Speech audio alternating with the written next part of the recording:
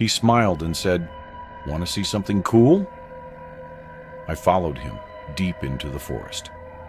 But what I found wasn't a view. It was a decaying RV, and someone was already inside, waiting for me. Earlier this spring, I was camping in the woods 4 hours north of where I live. There was a small lake that I'd go to a lot. It was never crowded or even really known about, I don't think, so it made for a nice, peaceful getaway every time I went. When I got there on the first day and set everything up, nobody else was there. The lake wasn't too big and was surrounded by a grassy beach with the woods around it, so I could see pretty much all around the lake. Not too long after I arrived, I saw a man come out of the woods on the other side and set up a tent. He looked like an average camper and was keeping to himself for the first little while. Before sundown, though, I saw him making his way around the lake and over toward my campsite. He had a friendly smile and introduced himself as William.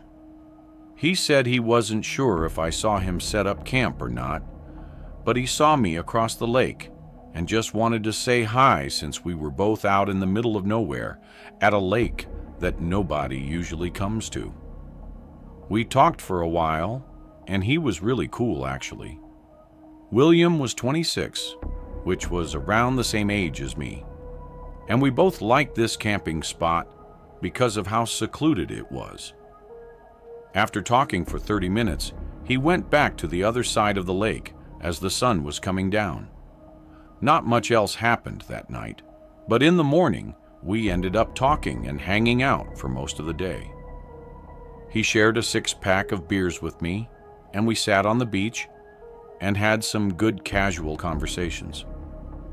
When we went back to our tents at the end of the day, I was sitting by my small campfire and was really happy I'd met William.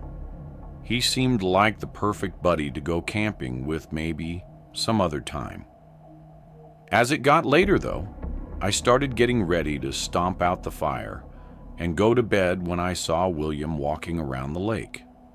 His campfire had gone out a while ago, so I thought he was in his tent already sleeping, but apparently not. He walked up to my campfire, and right away, something was different about him. "Hey, everything good, man?" I said. He smiled. It was suddenly back to how he was before, but he said he came over to ask if I wanted to see a cool spot he found that had a great view. I said it was kind of late to be going out, but he assured me that the view was great because it was dark out. The way he was hyping it up made me feel like I couldn't not see it. And what would be the point in camping out in the woods if I just passed up the good views? I got up and followed him to the other side of the lake, then trailed behind him as he led us through the woods. There was no path or anything, so I pretty quickly knew that whatever spot this was. William had to have been there many times before to know the exact way without getting lost, especially out in the dark. We walked for maybe 15 minutes before William started slowing down. He pointed ahead and smiled like this was the view. But when I walked in front of him and looked out, there was a small structure. It was an old RV or camper that looked like it had been abandoned and succumbed to the elements for years. Moss grew all over it, and holes of rust covered the siding. I turned back to look at William, wondering what this was, but his face was now cold and empty.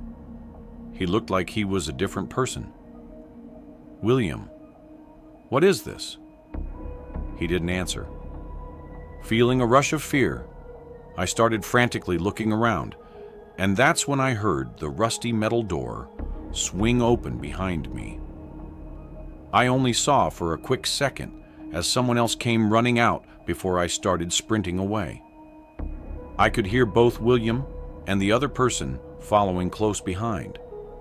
but I gave my every strength to keep going until I lost them. By then, I'd run so far into the woods that I had no idea where I was.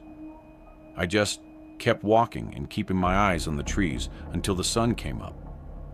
By the time I found my way back to the lake, I saw from the tree line that all of my camping gear was gone. It looked as if I was never even there. I stayed hidden and got back on the trail, making it back to my car. I made a report with the local police, but they never mentioned finding anything. I don't think they even really looked, to be honest. What was planned for me that night is horrifying to think about, but at least I got out before having to witness it firsthand. But first, did you know that 98% of people who watch my videos aren't subscribed? That means you. And yes, I am speaking specifically to you. Probably aren't. So, now would be a great time to leave a like on the video and subscribe. Anyhow, I was backpacking through a route I'd found in the Cascades National Park. It was an out-and-back trail that typically takes 3 days one way and 3 days back. I didn't know too much about it or how popular of a trail it was, but when doing these long backpacking routes, it usually doesn't matter because you'll most likely not run into many people anyway. On my third day out, though, I passed by one of the campsites and saw a man sitting by his tent. I took a break and we talked for a bit, where he mentioned he was staying there for the night and heading to the peak of the trail on the following day. I told him that that's where I was heading today and that I'll probably see him when he gets there. I left shortly after and got to what would be my campsite for the next 2 nights. The view was something I'd never experienced before and made for a great rest day and peak of the trail. For that whole day, nobody passed through. And when it came to night, I was still the only one camping there. I thought back to that guy I'd met at the campsite a day behind me, who said he'd be reaching this trail peak on this day. He never showed up, though. I thought he maybe decided to turn around for some reason, or just camp out for another day at the place he was already at. In the morning, I packed up and started back down the way I came, though I got late start. So, at the very least, I was hoping to make it to that same campsite the man was at. I was really sore, for some reason too, which didn't help. And before I knew it, there was almost no daylight left. I put on my headlamp and continued on the trail, walking for another hour past sundown, before I made it to the camp. The tent that the man had was still there, set up like he never left. Knowing his plans to continue hiking, and just knowing that staying at one camp for several days while backpacking is unusual, I called out, asking if he was okay. There was no response. I walked up a bit closer and said I just wanted to check in on him, but the flap on his tent was partially open, and nobody was inside. I felt a lump in my throat, like my body knew something wasn't right. I stood and looked all around, not seeing a single sign of him anywhere, until I saw a glimmer in the distance. There was a faint light sitting still far out in the woods. I began walking up to it, going about 40 yards from the tents before I found the source. It was a headlamp laying on the ground, like it had been accidentally left behind, and the light was so dim that it must have been nearly out of batteries. And it was just then that I noticed someone watching me. They were standing not too far, just 10 yards away, and clearly trying to not be seen. I knew in my gut that this wasn't the man from before, but I felt like I had to say or do something. Hello? Do you need help? They stood still and quiet. I'm sorry, I'll leave, I said shakily, then hurried back to the tent. Luckily, I hadn't unpacked anything yet, so I put my backpack on and started walking out of the campsite. As I did, the headlamp in the woods turned off. I got away and walked as far as I could, going another 3 miles to the next camp. I reported it as soon as I could as well, and unfortunately, it was just what I thought it was. The man that I had met was missing. There's almost no traces for them to follow. And out in the backcountry, it's nearly impossible to search for anyone. Who that person I saw out there was is likely the biggest unknown that could give us answers as to what happened, though it seems like most of us are aware of the most probable scenario that took place. Near the town I grew up in, there's a forest with a bunch of trails and camping spots. A couple years ago, I went back to visit my family for a week and decided to go camping while I was there. The gear I had was very basic, but I wasn't trying to do anything crazy. I just wanted to find a good spot and camp for a night or two. I started on a somewhat random trail and followed it for a while. I knew most of the trails led to a pond that was a few miles into the forest, so I was expecting to end up there. But as I got to mile 5 or 6, I realized it was going to somewhere else.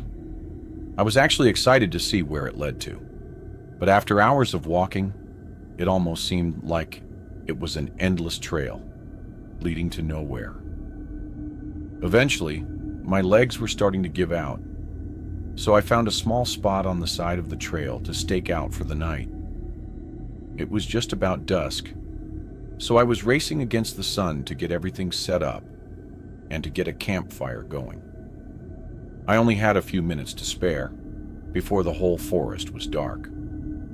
The campfire lit up a decent distance around, but not enough for me to go out any more than 15 to 20 feet from the camp.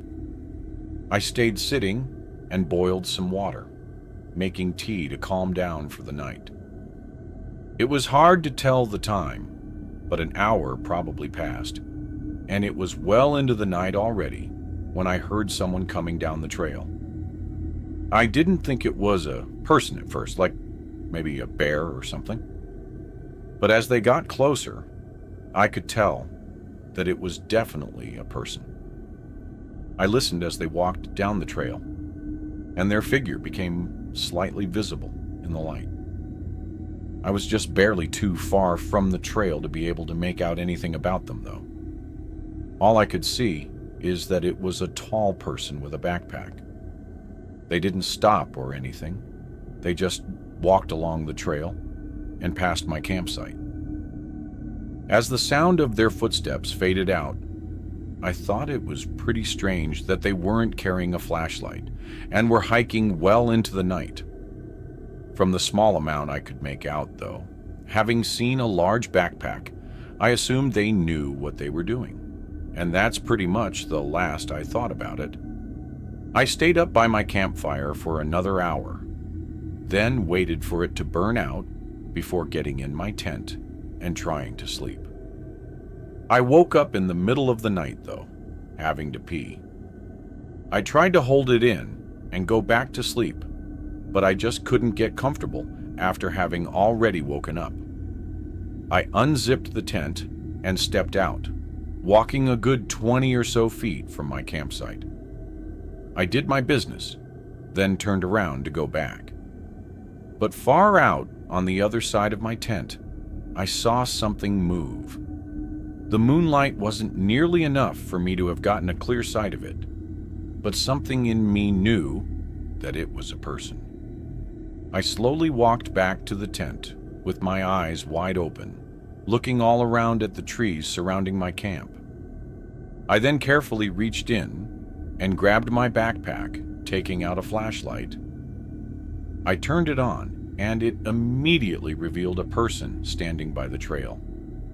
They were tall, looking just like the person I'd seen at the start of the night.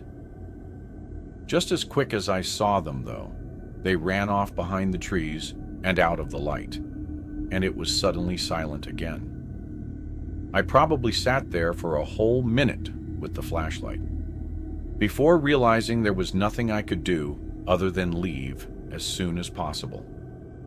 I packed what I could, only leaving my cheap tent, then started walking toward the trail. Once I got to where I'd last seen them, I only got even more terrified because there were no signs of them anywhere.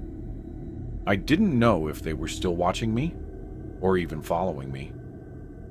I kept my flashlight on and walked on the trail, shining it all around at the trees as I cautiously made my way back. The sun started coming up halfway through, and I was able to make it back unharmed. When I got home, I looked up the exact trail I took, and from what I saw, it wasn't even an established trail.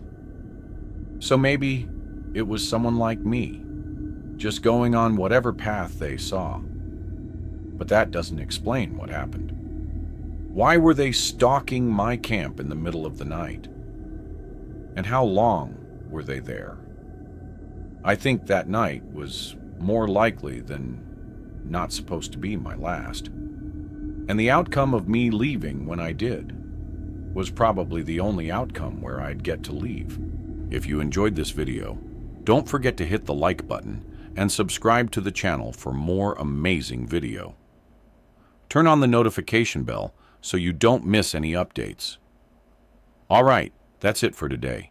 Take care, and I'll see you in the next one.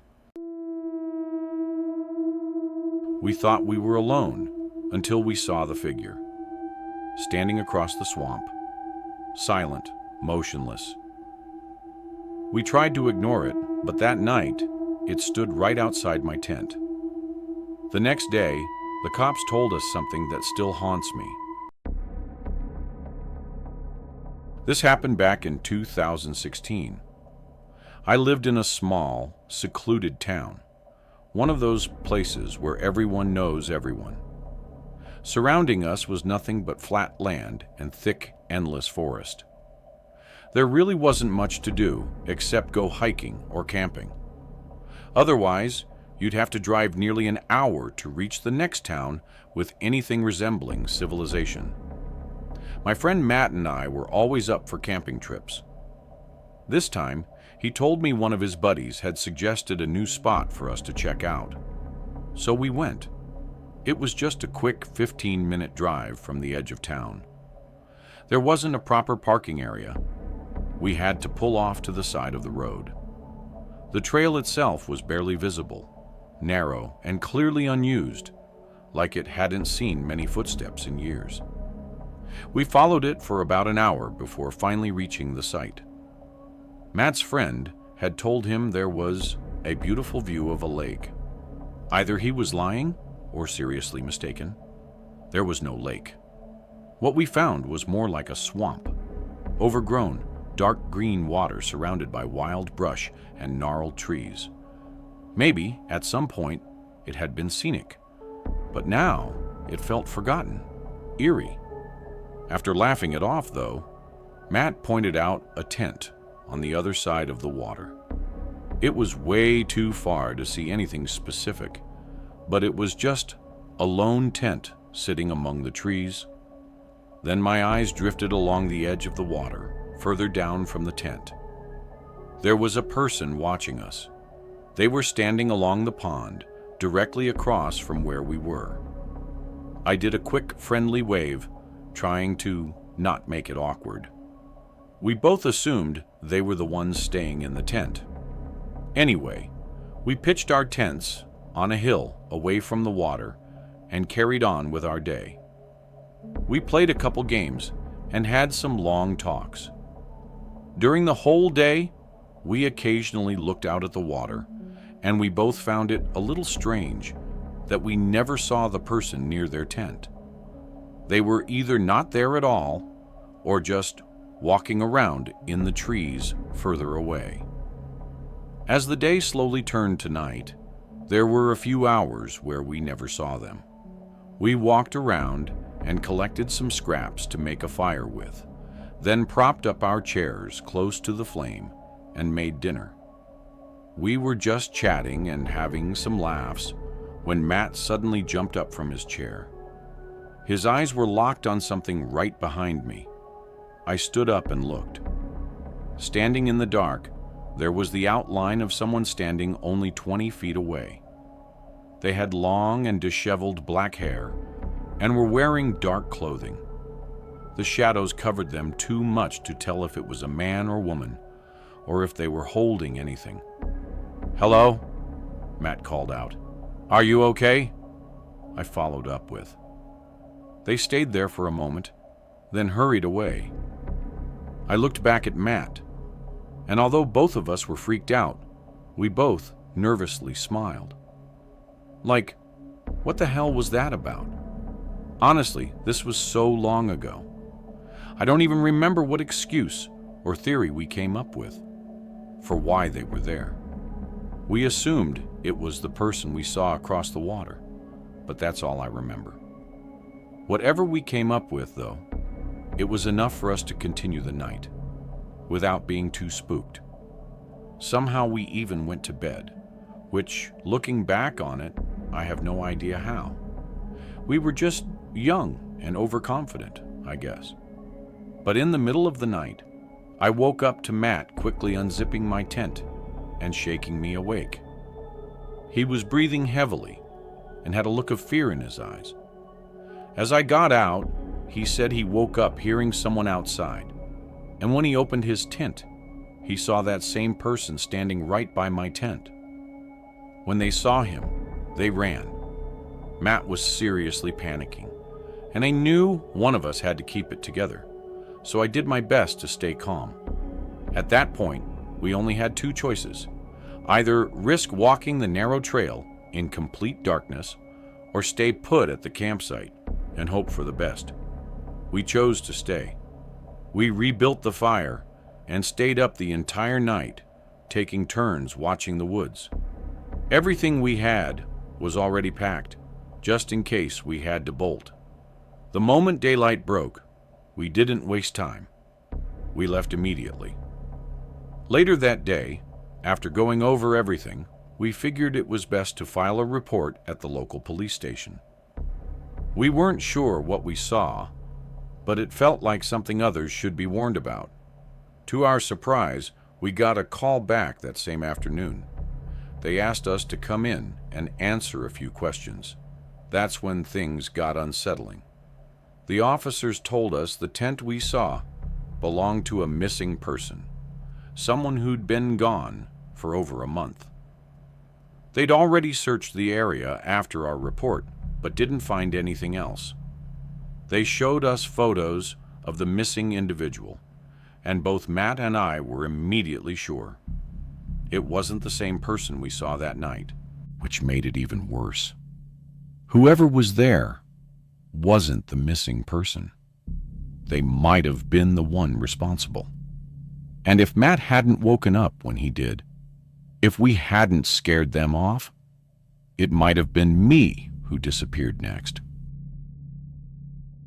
But first, did you know that 98% of people who watch my videos aren't subscribed? That means you. And yes, I am speaking specifically to you. Probably aren't.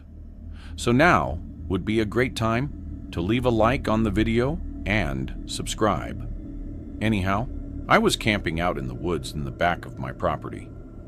I have a decent amount of forested land, so I like to make use of it and go for a casual camping trip every so often.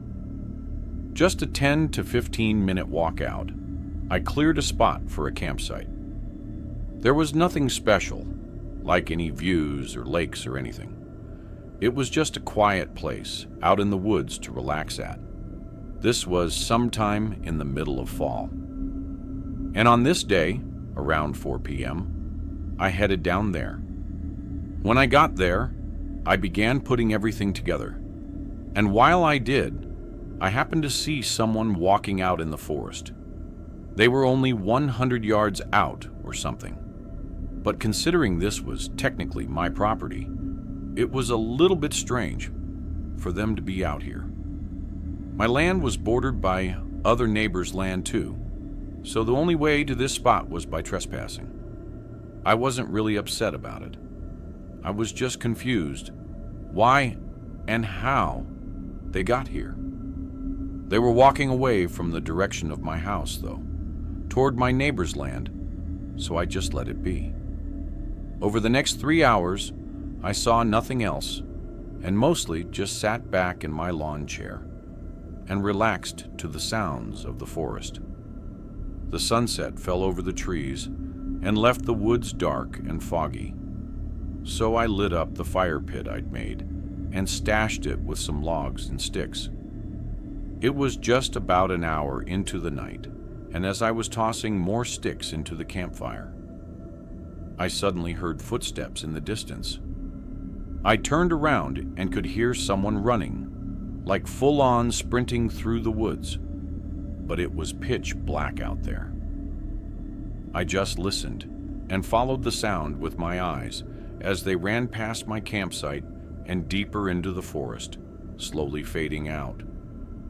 It was 100% a person too, from the sound of it. But I'm not sure there's any explanation for what they were doing sprinting through the woods at night. It made me really uneasy. I thought about packing up and going home, but it sounded like they didn't notice me or didn't care to bother me, whoever it was. I figured I was okay, and if anything, at least it was just a quick run back to my house. I kept the fire up and stayed outside for another 2 hours. Aside from the running earlier, it was a very quiet night. Around 10, I let the fire fade out and got in my tent, falling asleep soon after. Of course, I wasn't asleep for long, though. I woke up to sudden footsteps sprinting toward my tent. My eyes shot open, and I sat up, hearing the footsteps come right up to the outside of the tent, then abruptly stop, maybe a foot away. My eyes began adjusting to the dark, and through the thin fabric, I could see the silhouette of someone leaning back and forth like they were trying to look through it. Then, there was the sudden sound of something tearing. My eyes looked a little bit to the left, seeing a knife sliding across the fabric and cutting a slit into the tent. Through it, a pair of eyes pierced through at me. I jumped up and bolted out of the tent, screaming and yelling as I ran into the woods. The adrenaline kept me going all the way back to my house, and I didn't hear their footsteps behind me, so it seemed like they didn't follow. However, when I called the police, I looked out the back window and caught sight of a figure standing in the trees, watching me. When officers came, whoever was out there had left. In the morning, they came back out to investigate the campsite, but days passed with no leads. Not only was it terrifying that they were out in the woods on my property, running around at night with a knife and cutting open my tent, but they also followed me back to my house so they knew where I lived. I was on edge, barely getting any sleep for the next month. So far, nothing else has happened. If anything does, hopefully I'll still be able to update you on it. This was 3 years ago, just at the beginning of December.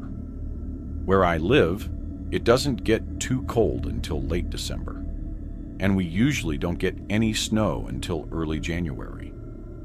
I go camping pretty often, and typically try to take as many trips as I could before winter comes in, and then I wouldn't be able to go out for several months.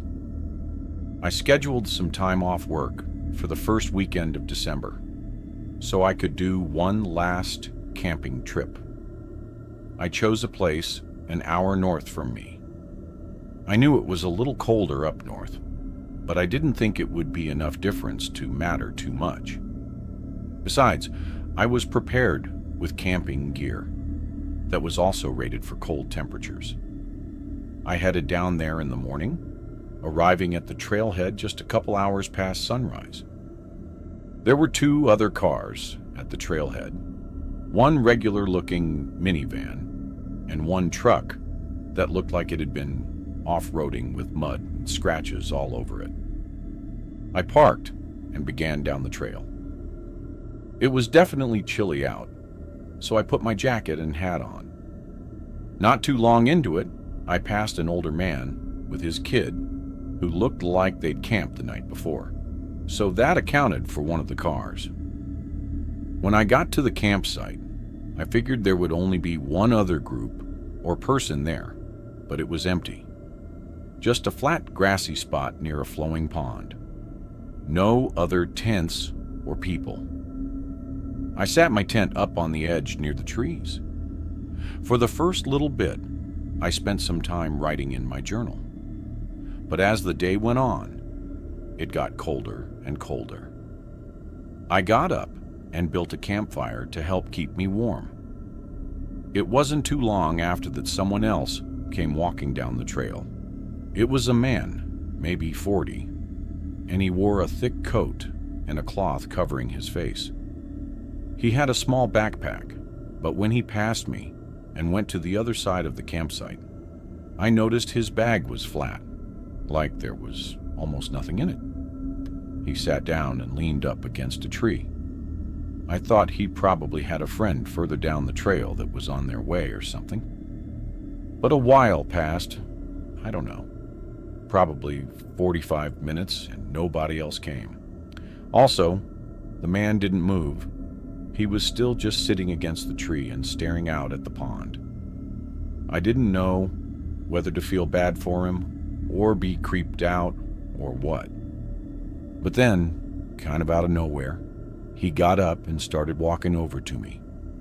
Once he got to the other side of the campfire, he stopped and sat down, smiling at me over the flame. "Hope you don't mind if I share your campfire. It's much colder than I expected." I said it was okay, trying to be friendly, but also feeling a bit uncomfortable. There was something off about his smile. The rest of his face just didn't match it. His eyes were droopy and tired, which made his smile seem fake. "Did you bring a tent? It's probably going to get colder tonight." He shook his head no, but didn't seem worried or concerned at all, still having that smile. After that, there was a good 10 minutes where we both just sat there in silence. During that time, I'd already made up my mind that I wanted to leave, but I was nervous about packing my things up right in front of him.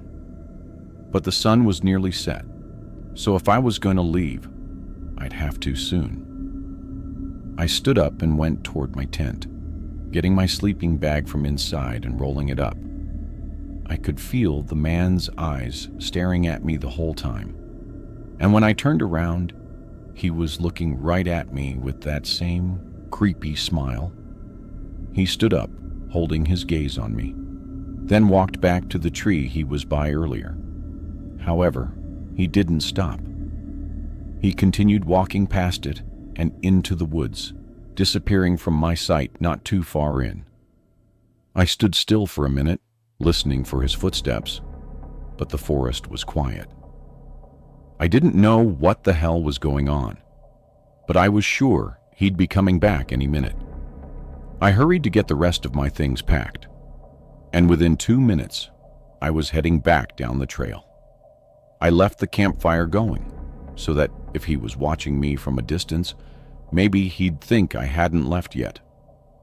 The next 2 hours were extremely unnerving, walking in the dark and freezing cold, just hoping I wouldn't hear his footsteps rushing behind me.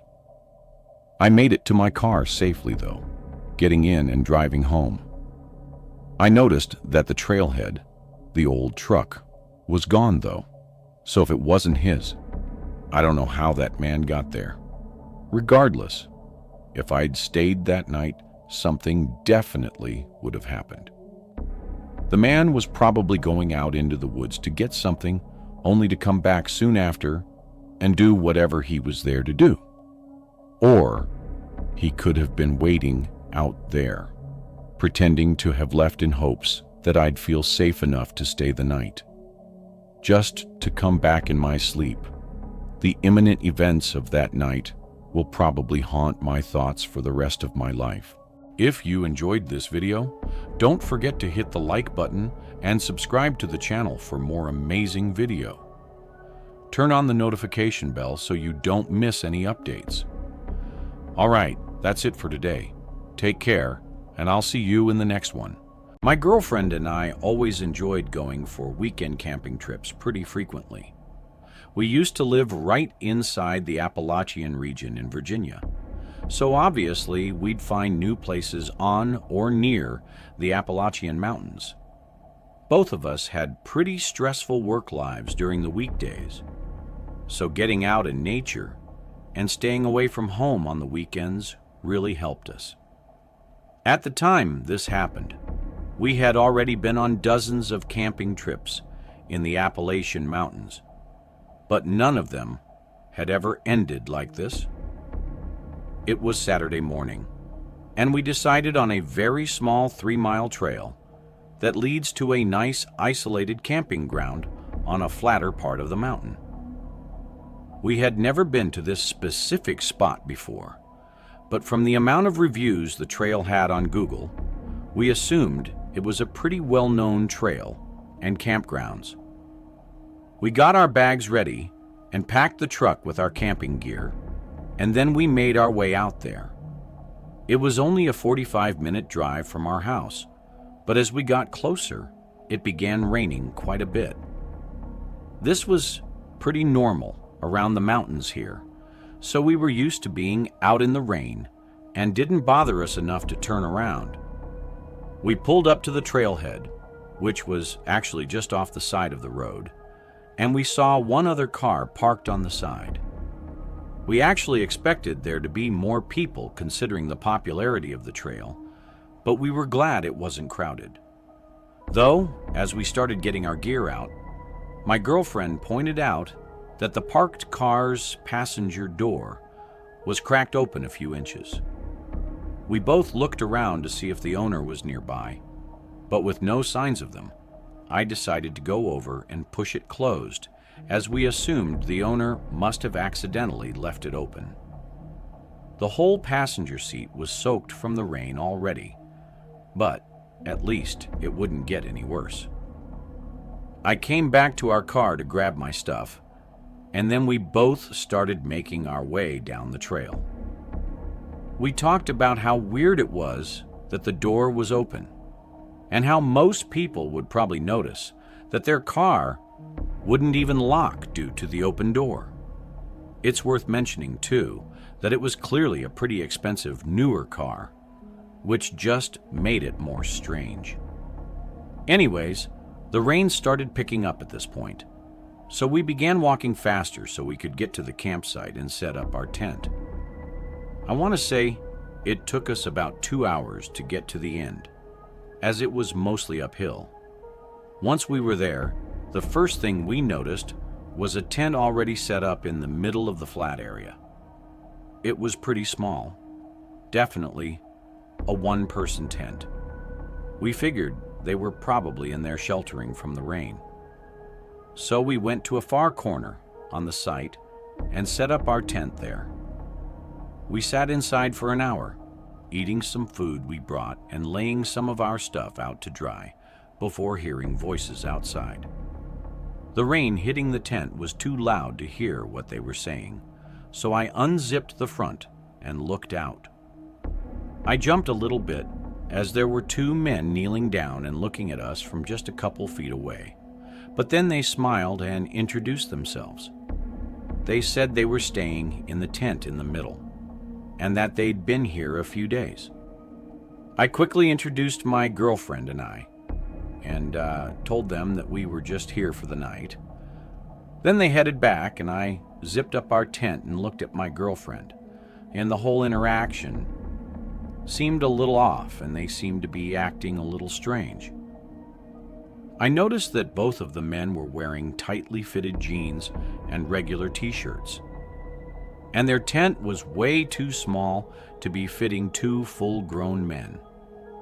It really just didn't seem like they were here camping or hiking, and definitely not for a few days like they had said.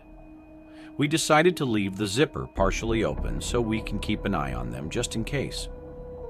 Another hour went by, and we didn't see anything unusual. Actually, we didn't see anything at all. I guess they were just cramped up in their tent the whole time. Anyways, it was pretty dark out at this point, so we decided to call it a night and get our sleeping bags ready. I zipped the tent back up and laid down next to my girlfriend. I must have fallen asleep pretty fast, though, because I didn't even remember anything after laying down. But I woke up a few hours into the night, having to use the bathroom. It was still raining, so I put on one of my cheap plastic rain ponchos so that I wouldn't have to go back to bed soaked. Then I headed out a few feet behind our tent and behind one of the trees, but through the rain, I could hear voices. It was really hard to tell where they were coming from, though. I turned my head all around, looking in every direction as I started to get a little paranoid, but I didn't see anyone. Then I looked over at the small tent in the middle and noticed the front zipper was open. It was hard to see in the darkness and through the rain, but I was pretty sure that nobody was in there. I knew that the men had told me that they were staying the night in the tent, so this started to get me even more worried. I ran over to my tent and shook my girlfriend awake and told her about the situation. She was clearly tired, but I could tell that she was just as worried as I was. As we were discussing what to do, we both heard it, voices coming from behind our tent. I wasn't sure what to do, but I knew sitting in the tent didn't feel very safe anymore. I told my girlfriend to pack the bags quickly and be ready to leave if we had to. Then I grabbed a small pocket knife and quickly got out and looked over at the trees. I saw the two men from earlier standing there just a few feet from our tent. I remember this moment very clearly, as both men looked at me with absolutely no emotion. They didn't make any facial expressions or even move at all. I knew at that moment that these men were planning on doing something horrible, and they were not scared of me at all. A second later, my girlfriend looked out of the tent, which took me out of my state of shock, and I yelled at her to go, pointing at the trail back down the mountain. I followed after her, leaving my bag in the tent behind. I looked back just as we made it to the edge of the campsite, and the two men were still standing there. They didn't even try to chase us or anything. They just stood and watched us as we ran away in total fear. I'd say we were full-on sprinting for 10 minutes before slowing down and walking quickly for the rest of the way. When we got back to the car, we saw the other parked car was still there, but the passenger door was opened again. I immediately drove us down to the nearest gas station, where we called the police and were met by them a few minutes later to talk about what had happened. A few days passed by, and then we get a lot more information, and it made everything even more terrifying. When an officer went down to investigate the area, they found that the car belonged to an older man who had recently been filed as missing. All of the belongings from the car had been stolen, and they were able to confirm that the tent on the campground was the old man's as well. They didn't find the two men, though, and they didn't find any real evidence other than their shoe prints. The old man wasn't found either, and as far as I know, he still has never turned up. This made my girlfriend and I both feel sick, knowing that we could have been just seconds away from something horrible. I guess we'll never know for sure what those two men were actually up to, but I think we can all make a pretty good guess based on the whole situation. But what I do know is that the image of those two men standing in front of me still haunts my memories to this day. But first, did you know that 98% of people who watch my videos aren't subscribed? That means you. And yes, I am speaking specifically to you. Probably aren't. So now would be a great time to leave a like on the video and subscribe. Anyhow, I was lucky enough to have a job that allowed me to travel a lot in my late 20s and early 30s. I would usually only spend a couple days in one location, though, for work. So I was limited to how much I could actually do when I was staying somewhere nice. But I had a job out in Pennsylvania for a week and ended up finishing a day early, which meant I'd still have to stay there for an extra day before my flight. Since I never got to get out much, I figured I should use this time to my advantage and do something fun. I decided on a long trail that went through some of the pretty forests and trees here. I've always really enjoyed nature, but I felt like my job forced me to be inside buildings or planes all the time. So this was a good chance for me to enjoy the nice weather and scenery. I woke up early, but I actually had to go to the store to buy some hiking clothes, as I didn't pack any with me. The trail was about an hour away from my hotel, and I ended up getting there just before 12 p.m. It didn't look like anyone else was there, which I was pretty happy about. When I looked up the trail online, it said it would take about 6 hours there and back, so this was pretty much an all-day thing. I had a little backpack with a water bottle and some snacks, so I brought that and started making my way down. The first hour was really nice. Just being alone on a path between the trees was really peaceful and a nice way to get some relief from my stressful work life. But as I was walking, I noticed a man sitting on the ground next to the path up ahead. He looked almost as though he was sleeping, with his head hanging down and a hoodie covering his face. As I started to get closer, he looked up at me, almost staring me down as I walked past him. I had no idea what to make of him, but it was a little creepy, so I continued to check behind me occasionally for the next few minutes as I continued down the trail. After a couple of hours, I got a little tired and hungry, so I found a small log on the edge of the path and sat down to have a snack. I was probably there for 3 or 4 minutes before the man that I'd walked past earlier appeared down the path, making his way towards me. He was still a good distance away, though, so I decided to quickly pack my bag up and continue down the trail so I didn't have to interact with them. Apparently, my plan didn't work, though, as only a few minutes later, I heard loud running footsteps coming up behind me. I turned around and saw Damon jogging in my direction. I moved over to the side, hoping he would just pass by, but he ended up stopping right in front of me.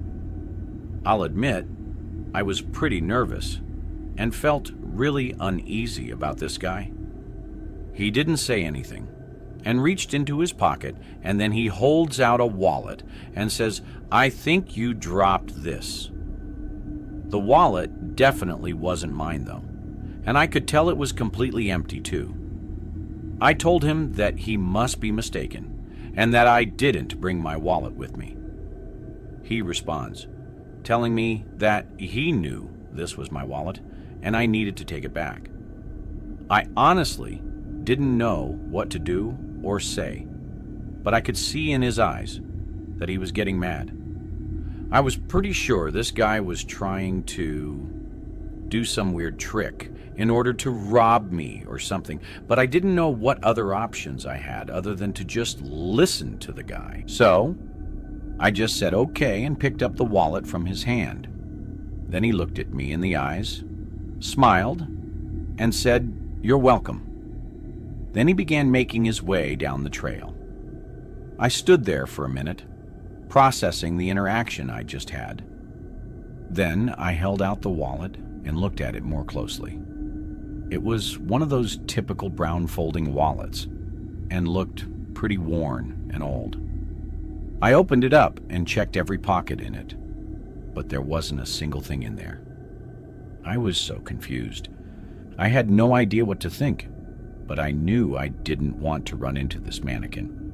So I just started making my way back to my car. It was 4 p.m. now, and I had a little over 2 hours to go before getting back to my car. I tried my best to enjoy the walk, but I couldn't stop thinking about what happened, and it kept making me more and more nervous. I was constantly looking around to make sure he wasn't following me, but finally I could see my car up ahead. The sun was just beginning to set, casting a long shadow on everything, and my car was parked facing the trail, so I was walking towards the front of it. Once I was a few feet away, that's when I noticed a man's shadow coming from behind the car, as if they were crouched down. I stopped at my tracks, staring at their shadow next to my car. I knew that running away would almost surely end badly, but I also knew that he was probably going to try and steal my car and rob me once I tried to get inside. After a few seconds, I quietly reached into my pocket to feel for my keys, then started walking towards the passenger door.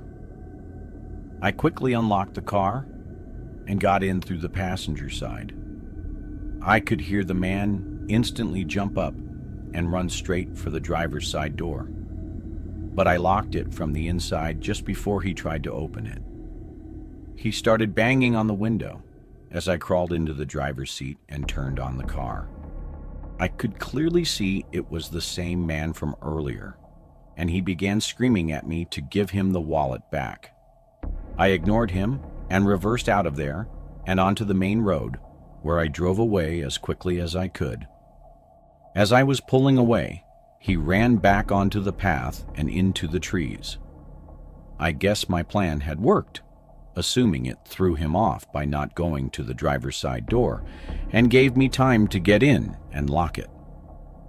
There was a police station I remembered seeing on the way, so I stopped there and went inside to report the man and give them the wallet, and then I headed back to the hotel.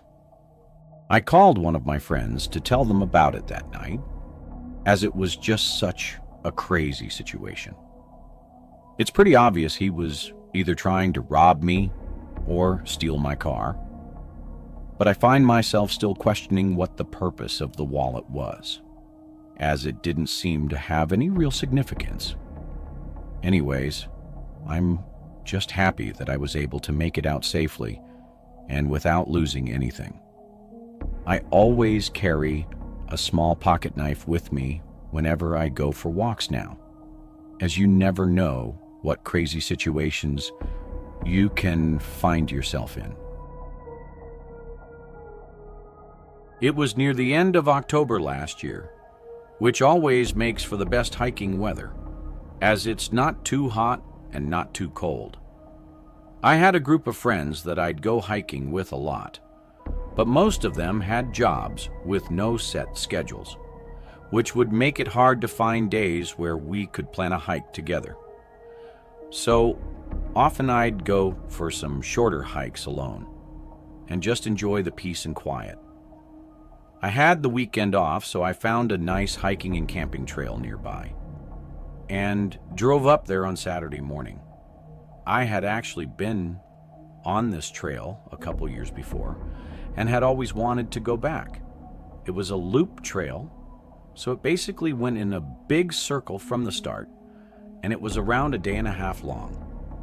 I parked my car in a small gravel parking lot and made my way up to the trailhead. The first few miles were flat and mainly just went through grassy fields before eventually leading into a forest at the bottom of a small mountain. At this point, it was probably midday, and I was well into the forest when I saw a man walking up ahead. He was too far from me to tell at first if he was walking towards or away from me. But as I continued forward, I realized he was walking towards me. This wasn't a very popular trail, and the last time I hiked it, I don't think I saw anyone. But it was the weekend, and I figured maybe he just had the same idea as me.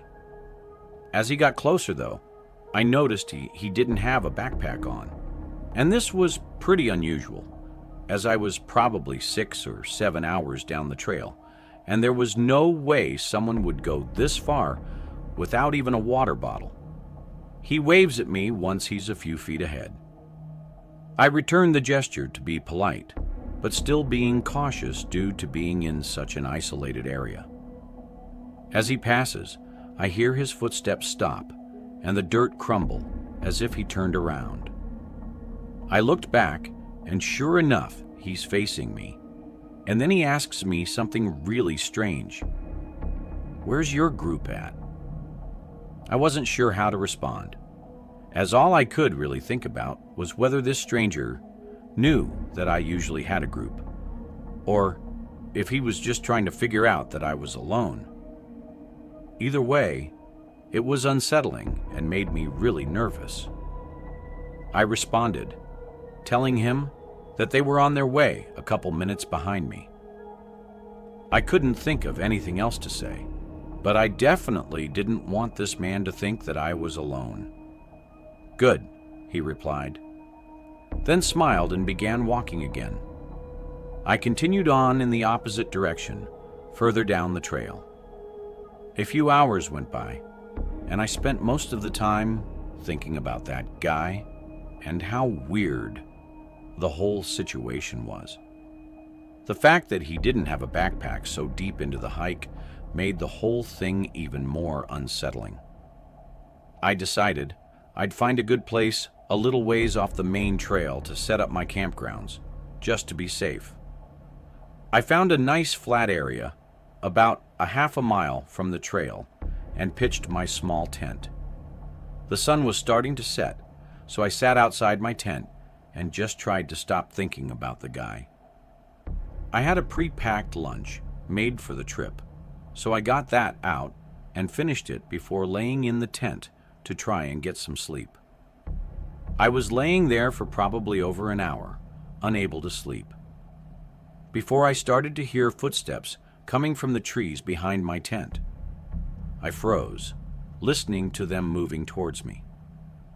I tried to reason with myself in my head that it was probably just some animal or something, but the steps were all too recognizable as a person's. It sounded like they were 15 to 20 feet away when they suddenly stopped. I waited there for what felt like hours, laying still and listening intently with my heart racing. But there were no more footsteps. I knew they had to be waiting nearby, as I would have heard the footsteps fade out if they had left. Eventually, more hours had passed, and the sun was just starting to rise. I knew I had to get out of here at some point, and I was so tired that I was questioning if maybe I'd somehow just not heard the footsteps going away. I unzipped the tent and lifted the flap up a little to peek outside, but I didn't see anything, so I got out and looked around. It was very quiet, and the trees were blocking most of my view, but from what I could see, nobody was there. After a few minutes, I cautiously packed up my tent, still looking around frequently, as I was definitely on edge, and every small noise would make me jump. I attached my tent to my bag and started heading back towards the trail as quick as I could, but I only made it a few steps before noticing clear footprints in the dirt just behind a tree that was right by where I had my tent. I began panicking and didn't even look for any more footsteps as I sprinted towards the trail. I was terrified now, as I knew there was someone stalking me in the middle of an isolated forest, hours away from anywhere safe. Once I got back to the path, I quickly began walking back down the way I came. It was probably quicker at this point just to continue down, but I figured that whoever was watching me would probably be waiting for me to continue that way. Luckily, nothing else happened the whole way back to my car, which I didn't get to until nearly sunset. I told my friends about the strange man and what I heard and saw, and they all said that I was lucky to get out of there without anything else happening. I contacted the police just to report the suspicious activity on the trail, but not much was able to get done about it. I'm definitely more cautious when hiking and camping, though, and I rarely go without my group of friends anymore. I will never know what that guy's true intentions were, and I hope nobody else has to know either. If you enjoyed this video, don't forget to hit the like button and subscribe to the channel for more amazing video. Turn on the notification bell so you don't miss any updates. All right, that's it for today. Take care, and I'll see you in the next one.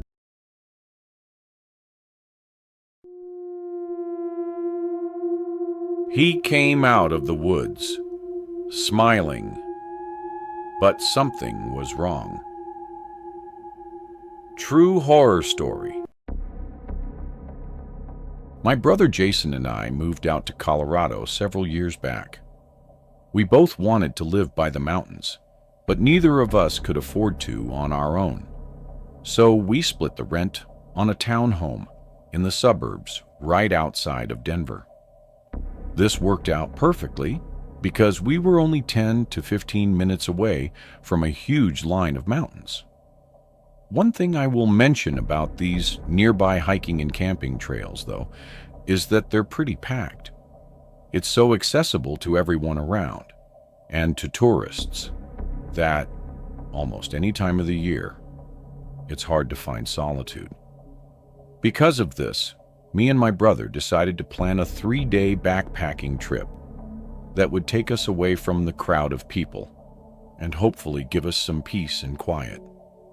I trusted him to route our trip, and a couple weeks later, we drove down to the trailhead. Only one other car was parked there when we arrived. It was some old-looking SUV covered in dust, looking like it had been through a rough drive. Seeing as it was likely only one other person was hiking this route, we went in with a positive attitude. The first day of backpacking was an 8-mile hike. Most of the terrain was actually flat, until we got to the last couple miles where we started up a mountainside. It was pretty tiring, but Jason promised that the campsite would be worth it, and it turned out he wasn't lying at all. About 3/4 up the mountain, there was a small flat area right on the side of the cliff, with a view of the whole valley. It was stunning, especially with the sun starting to set.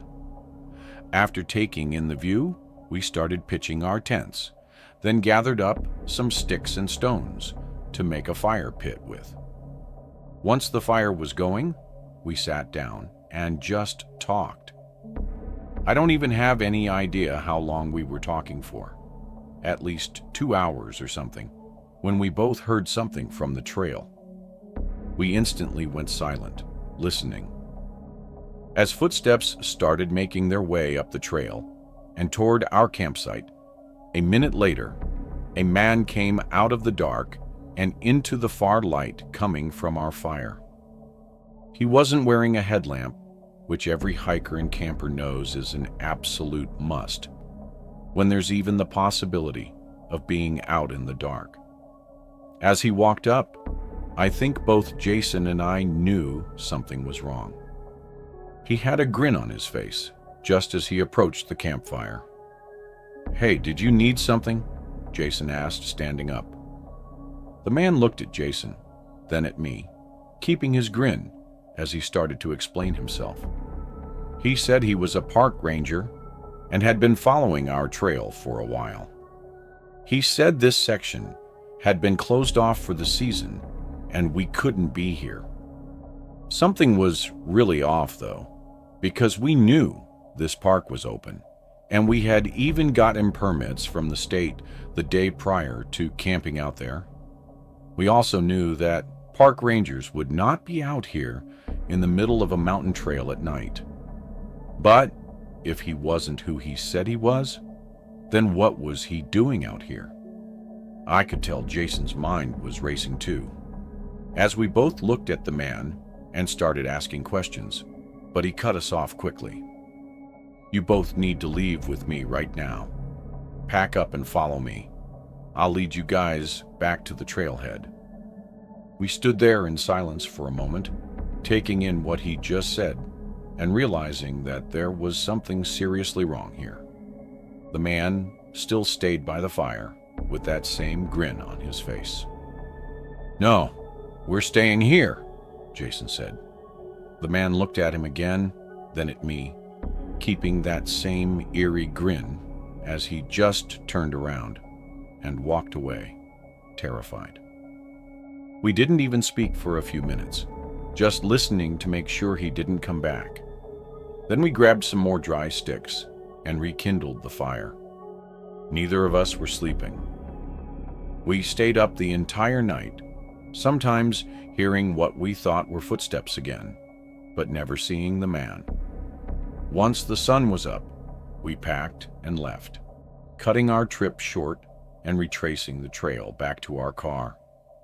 When we got back, that same dusty SUV was there, which got us both wondering if that hiker had run into the same man as us and what happened to them. We notified the police, but ultimately found nothing out of it. There was no doubt the man was lying about being a park ranger, but the fact that he tried to lead us out into the woods in the middle of the night means he was likely trying something horrible. What that was, we don't know. But it seems like the other hiker may have been unfortunate enough to find out. But first, did you know that 98% of people who watch my videos aren't subscribed? That means you. And yes, I am speaking specifically to you. Probably aren't. So, now would be a great time to leave a like on the video and subscribe. Anyhow, I used to go camping all the time with some of my buddies from college. But once we graduated, we could never find time anymore. Everyone's schedules were different. So I ended up going out on my own. There was a camping ground that we used to go to a lot, so I played it safe and went to that same place. It was somewhat far out and not the easiest to get to, but that's why I liked it. Nobody would ever be there, because there were a lot of easier options nearby to camp at. Knowing the route, I got there no problem and set all of my stuff up. Not long after, though, a man showed up. He looked like any other hiker, but he only had a small backpack, so definitely no tent or camping gear. The only thing that had me questioning why he was here was that this wasn't a very scenic spot or anything. It was a nice place to camp because it was an open area with trees around. But if you're not camping, then there would be no reason to hike all the way out here. I didn't think all that much about it at the time because the man seemed normal enough. Maybe he just wanted a quiet space to relax for a bit. I stayed by my tent, and the man stayed on the other side of the campgrounds. Around 6, I walked away from my tent to cook my food, and it was around this time that I saw the man finally leave. I thought it was a little late to be walking back because it was going to be completely dark in less than an hour. And the hike was probably 3 hours. Other than that, I was just happy to be alone now. I boiled some water with my mini stove and made one of my freeze-dried meals, then went back near my tent and sat down. The sun was just about gone, so I brought out a small lantern and hung it on the side of the tent as I stayed outside and took in the atmosphere. It suddenly hit me that I was alone out there, and that usually this is when we'd all gather around and talk by a campfire. But by myself, I didn't really have anything to do. After a while, I turned off the lantern and went inside my tent, laying down and turning in for the night. Sometime in the middle of the night, I woke up to the sound of steps nearby. When I opened my eyes, it was pitch black, and I had no idea how long I'd been asleep for. But the footsteps came closer and closer until they stopped on the other end of the campground. After a few seconds, I felt around for my lantern and turned it on, then unzipped the tent and looked out. 20 or so feet from my tent, there was the shape of a man, standing right by where I'd seen the guy from earlier standing, and from what I can make out, it was likely the same person.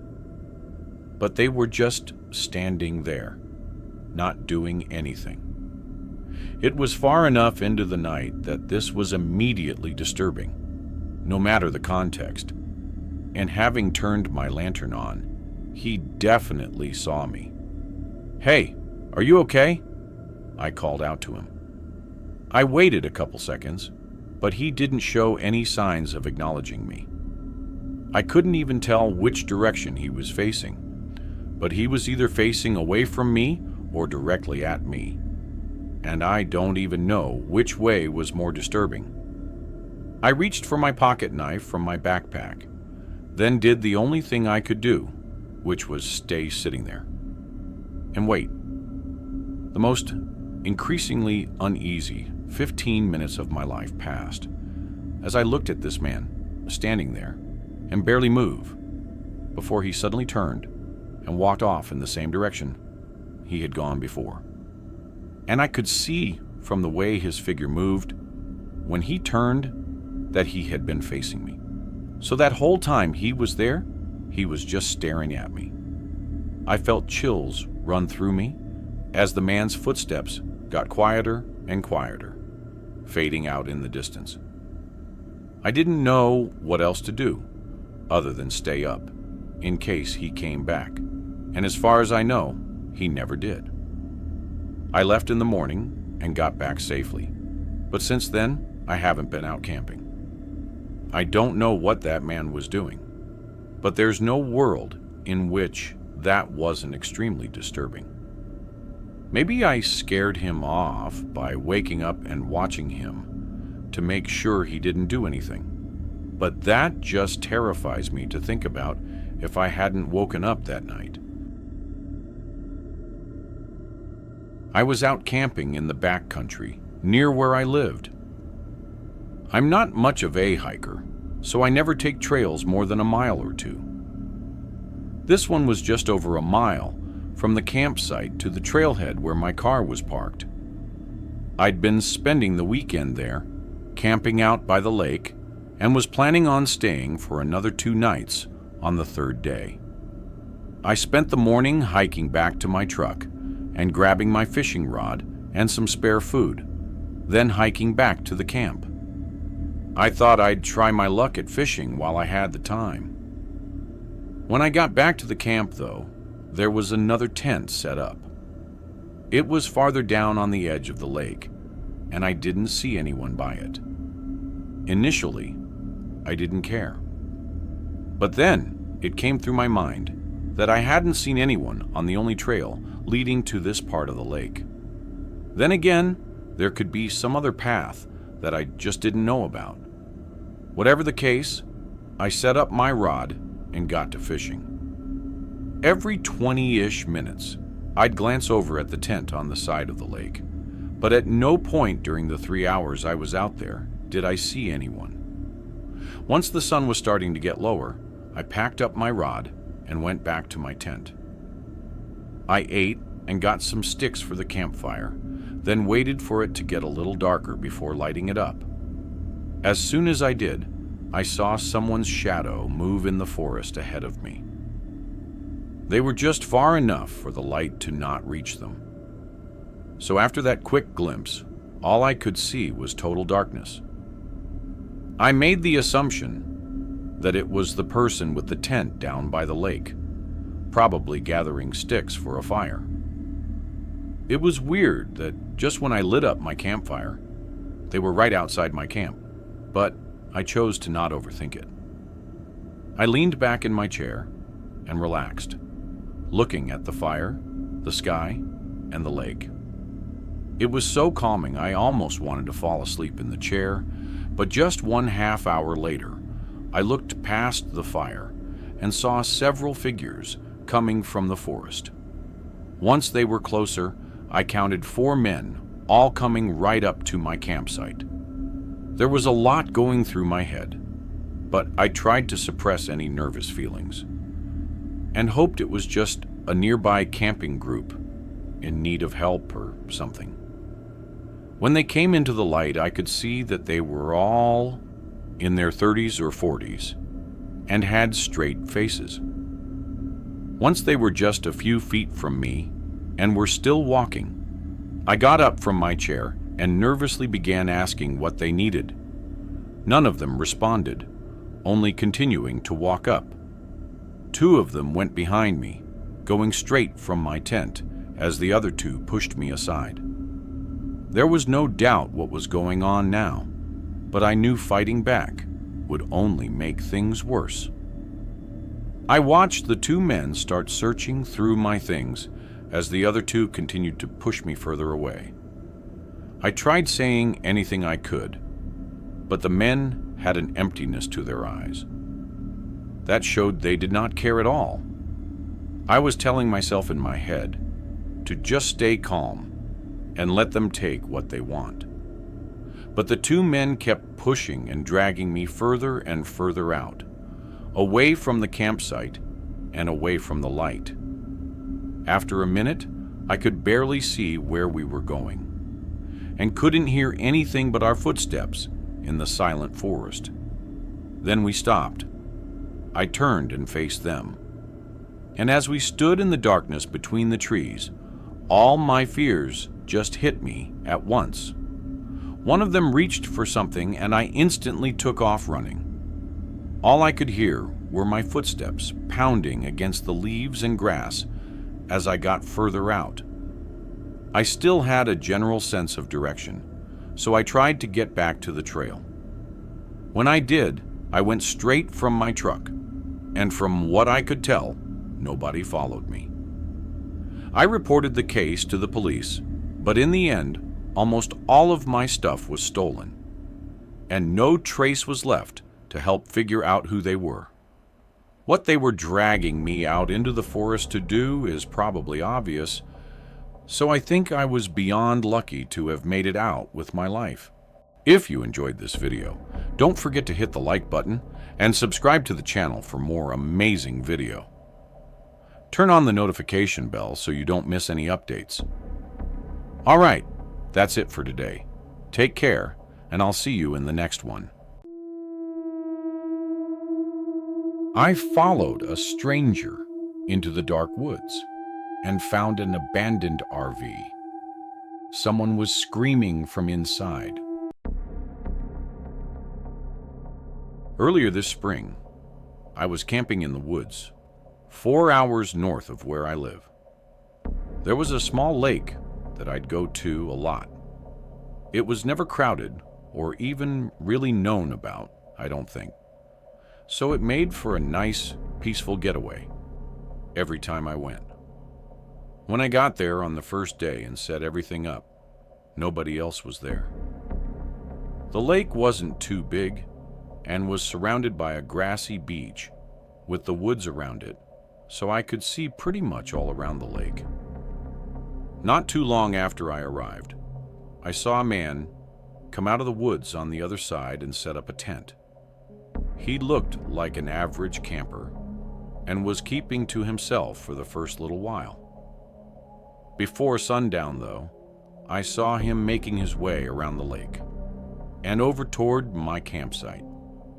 He had a friendly smile and introduced himself as William. He said he wasn't sure if I saw him set up camp or not, but he saw me across the lake and just wanted to say hi since we were both out in the middle of nowhere at a lake that nobody usually comes to. We talked for a while, and he was really cool, actually. William was 26, which was around the same age as me, and we both liked this camping spot because of how secluded it was. After talking for 30 minutes, he went back to the other side of the lake as the sun was coming down. Not much else happened that night, but in the morning, we ended up talking and hanging out for most of the day. He shared a 6-pack of beers with me, and we sat on the beach and had some good casual conversations. When we went back to our tents at the end of the day, I was sitting by my small campfire and was really happy I'd met William. He seemed like the perfect buddy to go camping with maybe some other time. As it got later, though, I started getting ready to stomp out the fire and go to bed when I saw William walking around the lake. His campfire had gone out a while ago, so I thought he was in his tent already sleeping, but apparently not. He walked up to my campfire, and right away, something was different about him. "Hey, everything good, man?" I said. He smiled. It was suddenly back to how he was before, but he said he came over to ask if I wanted to see a cool spot he found that had a great view.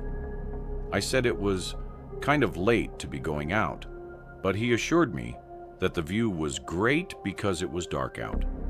The way he was hyping it up made me feel like I couldn't not see it. And what would be the point in camping out in the woods if I just passed up the good views? I got up and followed him to the other side of the lake, then trailed behind him as he led us through the woods. There was no path or anything, so I pretty quickly knew that whatever spot this was. William had to have been there many times before to know the exact way without getting lost, especially out in the dark. We walked for maybe 15 minutes before William started slowing down. He pointed ahead and smiled like this was the view. But when I walked in front of him and looked out, there was a small structure. It was an old RV or camper that looked like it had been abandoned and succumbed to the elements for years. Moss grew all over it, and holes of rust covered the siding. I turned back to look at William, wondering what this was, but his face was now cold and empty. He looked like he was a different person. "William, what is this?" He didn't answer. Feeling a rush of fear, I started frantically looking around, and that's when I heard the rusty metal door swing open behind me.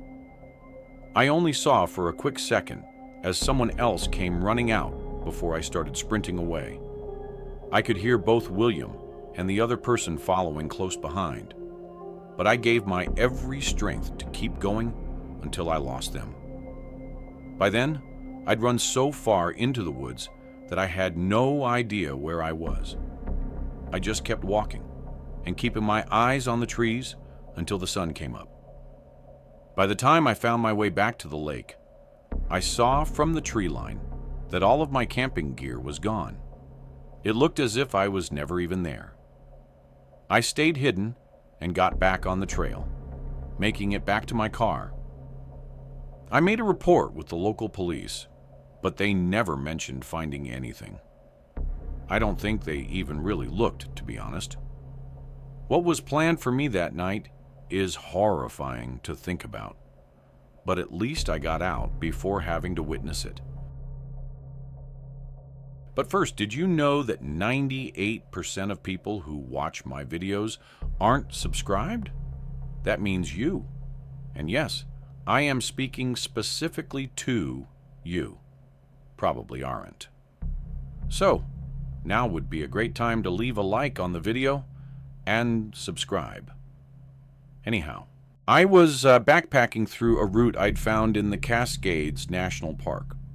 It was an out-and-back trail that typically takes 3 days one way and 3 days back. I didn't know too much about it, or how popular of a trail it was. But when doing these long backpacking routes, it usually doesn't matter because you'll most likely not run into many people anyway. On my 3rd day out, though, I passed by one of the campsites and saw a man sitting by his tent. I took a break and we talked for a bit, where he mentioned he was staying there for the night and heading to the peak of the trail on the following day. I told him that that's where I was heading today, and that I'll probably see him when he gets there. I left shortly after and got to what would be my campsite for the next 2 nights. The view was something I'd never experienced before and made for a great rest day and peak of the trail. For that whole day, nobody passed through. And when it came to night, I was still the only one camping there. I thought back to that guy I'd met at the campsite a day behind me who said he'd be reaching this trail peak on this day. He never showed up, though. I thought he maybe decided to turn around for some reason, or just camp out for another day at the place he was already at. In the morning, I packed up and started back down the way I came, though I got late start, so at the very least, I was hoping to make it to that same campsite the man was at. I was really sore for some reason too, which didn't help, and before I knew it, there was almost no daylight left. I put on my headlamp and continued on the trail, walking for another hour past sundown before I made it to the camp. The tent that the man had was still there, set up like he never left. Knowing his plans to continue hiking, and just knowing that staying at one camp for several days while backpacking is unusual, I called out, asking if he was okay. There was no response. I walked up a bit closer and said I just wanted to check in on him, but the flap on his tent was partially open and nobody was inside. I felt a lump in my throat, like my body knew something wasn't right.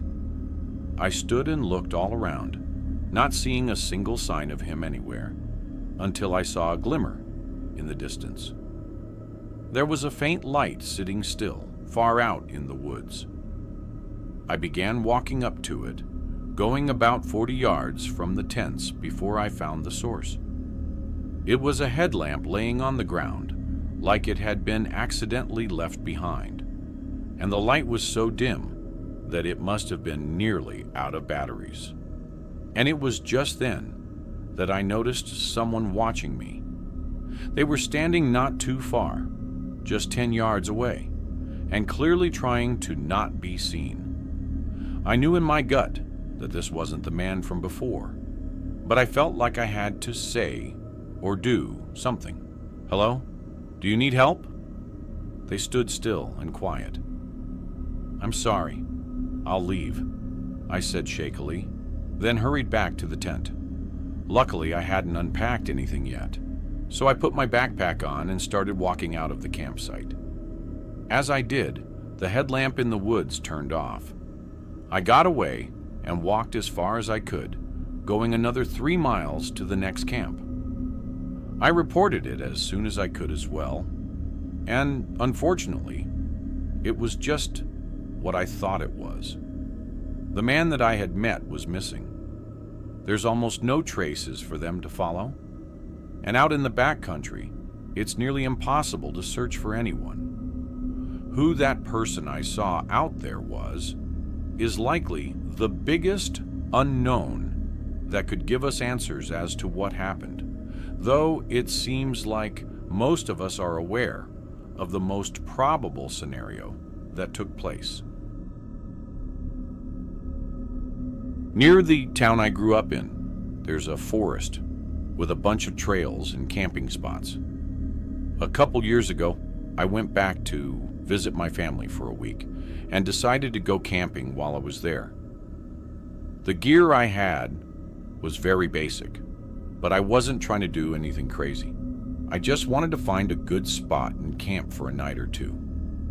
I started on a somewhat random trail and followed it for a while. I knew most of the trails led to a pond that was a few miles into the forest, so I was expecting to end up there. But as I got to mile 5 or 6, I realized it was going to somewhere else. I was actually excited to see where it led to, but after hours of walking, it almost seemed like it was an endless trail leading to nowhere. Eventually, my legs were starting to give out, so I found a small spot on the side of the trail to stake out for the night. It was just about dusk, so I was racing against the sun to get everything set up and to get a campfire going. I only had a few minutes to spare before the whole forest was dark. The campfire lit up a decent distance around, but not enough for me to go out any more than 15 to 20 feet from the camp. I stayed sitting and boiled some water, making tea to calm down for the night. It was hard to tell the time, but an hour probably passed, and it was well into the night already when I heard someone coming down the trail. I didn't think it was a person at first, like maybe a bear or something. But as they got closer, I could tell that it was definitely a person. I listened as they walked down the trail, and their figure became slightly visible in the light. I was just barely too far from the trail to be able to make out anything about them, though. All I could see is that it was a tall person with a backpack. They didn't stop or anything. They just walked along the trail and past my campsite. As the sound of their footsteps faded out, I thought it was pretty strange that they weren't carrying a flashlight and were hiking well into the night. From the small amount I could make out, though, having seen a large backpack, I assumed they knew what they were doing. And that's pretty much the last I thought about it. I stayed up by my campfire for another hour, then waited for it to burn out before getting in my tent and trying to sleep. I woke up in the middle of the night, though, having to pee. I tried to hold it in and go back to sleep, but I just couldn't get comfortable after having already woken up. I unzipped the tent and stepped out, walking a good 20 or so feet from my campsite. I did my business, then turned around to go back. But far out, on the other side of my tent, I saw something move. The moonlight wasn't nearly enough for me to have gotten a clear sight of it, but something in me knew that it was a person. I slowly walked back to the tent with my eyes wide open, looking all around at the trees surrounding my camp. I then carefully reached in and grabbed my backpack, taking out a flashlight. I turned it on, and it immediately revealed a person standing by the trail. They were tall, looking just like the person I'd seen at the start of the night. Just as quick as I saw them, though, they ran off behind the trees and out of the light, and it was suddenly silent again. I probably sat there for a whole minute with the flashlight, before realizing there was nothing I could do other than leave as soon as possible. I packed what I could, only leaving my cheap tent, then started walking toward the trail. Once I got to where I'd last seen them, I only got even more terrified, because there were no signs of them anywhere. I didn't know if they were still watching me or even following me. I kept my flashlight on and walked on the trail, shining it all around at the trees as I cautiously made my way back. The sun started coming up halfway through, and I was able to make it back unharmed. When I got home, I looked up the exact trail I took, and from what I saw, it wasn't even an established trail. So maybe it was someone like me, just going on whatever path they saw. But that doesn't explain what happened. Why were they stalking my camp in the middle of the night? And how long were they there? I think that night was more likely than not supposed to be my last. And the outcome of me leaving when I did was probably the only outcome where I'd get to leave. If you enjoyed this video, don't forget to hit the like button and subscribe to the channel for more amazing video. Turn on the notification bell so you don't miss any updates. All right, that's it for today. Take care, and I'll see you in the next one. She vanished from my car without a trace. But that night, I heard movement inside my apartment. I locked my bedroom door and tried to sleep. Hours later, I woke up and saw her, standing at the edge of my bed, soaking wet, smiling, like she'd never left. It was a rainy night as I made my way home after a late shift at the diner. Work had been uneventful. Not many customers, just the kind of slow night that leaves you restless. Oddly enough, I still had energy buzzing through me, and I knew I'd need to take some melatonin to wind down once I got back. I was following my regular route, a scenic road that's beautiful during the day, but once the sun sets, it turns pitch black. There aren't many streetlights along that stretch, just the occasional tiny parking lot with charming mom-and-pop shops or small family diners scattered between long, silent stretches of forest. Miles of trees, and nothing else.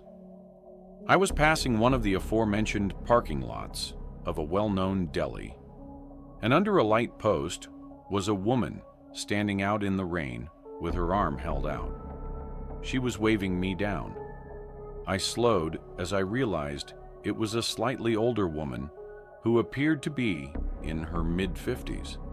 Maybe this woman was really tall, like 5'11" or 6 foot, but very skinny.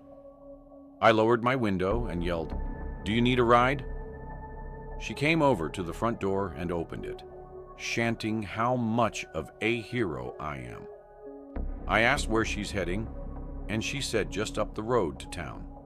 She was soaking wet, getting my car all wet.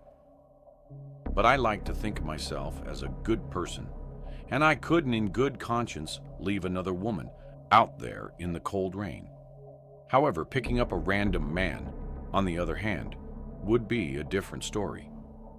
The woman seemed sweet, but I noticed as I looked at her while talking to her, she was missing a few teeth. Very, very off-putting.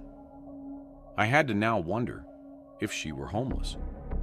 She didn't smell or look like a homeless person, though, but the rain soaking her and her clothes could have been masking any sense temporarily. Plus, her hair was so wet that what may have usually been scraggly, undone hair could now have been weighted down and straightened by the water. Either way, the woman was smiling the whole time and didn't seem like a threat.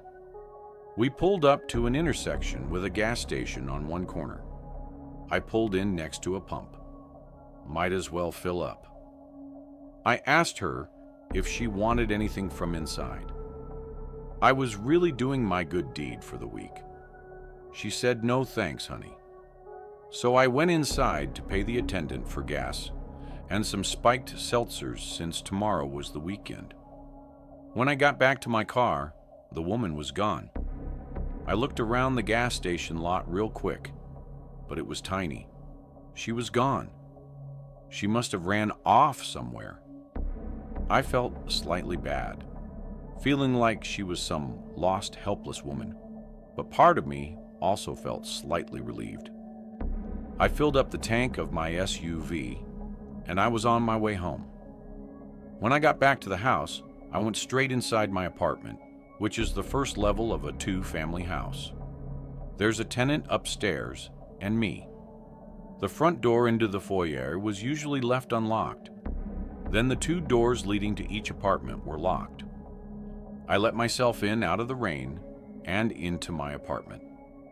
I set the seltzers down on the counter. I wasn't that tired yet, so I took a melatonin and tried to go to bed. Even with the melatonin, though, I was having a hard time sleeping that night. My mind was kind of going wild with thoughts. A lot of thinking about that woman I picked up earlier and what happened to her. At certain points, I heard slight sounds from outside of my bedroom, but I dismissed them as sounds from the upstairs tenant. Boy, do I wish I was more suspicious before falling asleep. I woke up in my dark bedroom, something that usually would never happen when I take a melatonin. I usually sleep like a baby through the night.